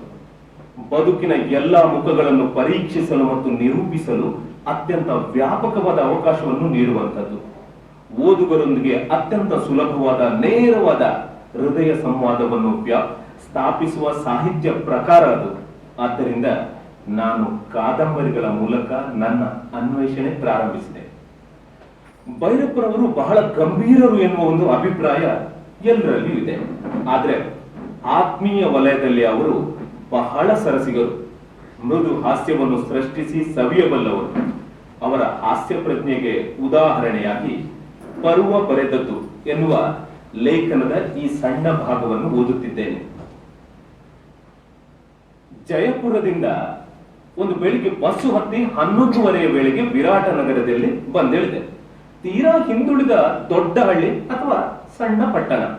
ರಸ್ತೆ ಬದಿಯ ಗುಡಿಸಲುಗಳೇ ಹೋಟೆಲು. ಅದರೊಳಗೆ ಜೀಗುಡುವ ಸಹಸ್ರ ಕೋಟಿ ನೊಣಗಳನ್ನು ನೋಡಿ ಭಯವಾಯಿತು. ಇದೇ ಊರಿನಲ್ಲಿ ಭೀಮನು ಮಾಡುತ್ತಿದ್ದ ಅಡಿಗೆಯ ಮುಸುರೆ ತಿಂದು ಇಷ್ಟು ಸಂಖ್ಯೆಯಲ್ಲಿ ಬೆಳೆದಿವೆ ಎಂಬ ಅನುಮಾನ ಹುಟ್ಟಿತು. ಅದರಲ್ಲೇ ಒಂದು ಹೋಟೆಲ್ಗೆ ಹೆಚ್ಚು ದುಡ್ಡು ಕೊಡುವುದಾಗಿ ಹೇಳಿ ನನ್ನ ಕಣ್ಣೆದುರಿಗೆ ಕುದಿಸಿದ ನೀರಿನಲ್ಲಿ ಹಿಟ್ಟು ಕಲಸಿ 3 ಚಪಾತಿ ಮಾಡಿಸಿಕೊಂಡೆ. ನೆಂಚಿಕೊಳ್ಳಲು ಕುದಿಸಿದ ಹಾಲು. ಅದರ ಮೇಲೂ ಬಂದು ಬಿದ್ದು ಸಾಯುವ ಐತಿಹಾಸಿಕ ಪರಂಪರೆಯ ನೊಣಗಳು. ಭೈರಪ್ಪರವರು ವಿಶ್ವಮಾನ್ಯ ಬರಹಗಾರರಾಗಿರುವುದು ಇಂದು ನಾವೆಲ್ಲರೂ ಅರಿತಿರುವ ಸಂಗತಿಯೇ. ಆದ್ರೆ ದೂರದ ಉತ್ತರ ಭಾರತದಲ್ಲಿ ಈಗ ಸುಮಾರು 45 ವರ್ಷಗಳಿಗೂ ಮೊದಲಿಗೆ ಈ ವಾಟ್ಸಪ್ ಮೊಬೈಲ್ಗಳಿಲ್ಲ. ಅಂತಹ ಸಮಯದಲ್ಲಿ ಭೈರಪ್ಪರವರು ಹೇಗೆ ಕುಗ್ರಾಮವೊಂದರ ಓದುಗರ ಮನಸ್ಸನ್ನು ಗೆದ್ದುಕೊಂಡಿದ್ದರು ಎನ್ನುವ ಹೃದಯವಾದ ಘಟನೆಯ ಬಗ್ಗೆ ಈಗ ಒಂದು ಪಕ್ಷಿ ನೋಟ. ವಿರಾಟ ನಗರದ ಸಂಗತಿಯನ್ನು ತಿಳಿಯಲು ಅಲ್ಲಿನ ಆಚಾರ್ಯ ದೇವೇಂದ್ರಜಿ ಶರ್ಮಾ ಎಂಬುವರನ್ನು ಭೇಟಿಯಾಗುವಂತೆ ಕೆಲವರು ಭೈರಪ್ಪರವರಿಗೆ ಹೇಳಿದರು. ಈ ಭೇಟಿಯ ವಿವರವನ್ನು ಕುರಿತು ಪರ್ವ ಬರೆದದ್ದು ಲೇಖನದಿಂದ ಆಯ್ದುಕೊಂಡ ಭಾಗ ಇದು.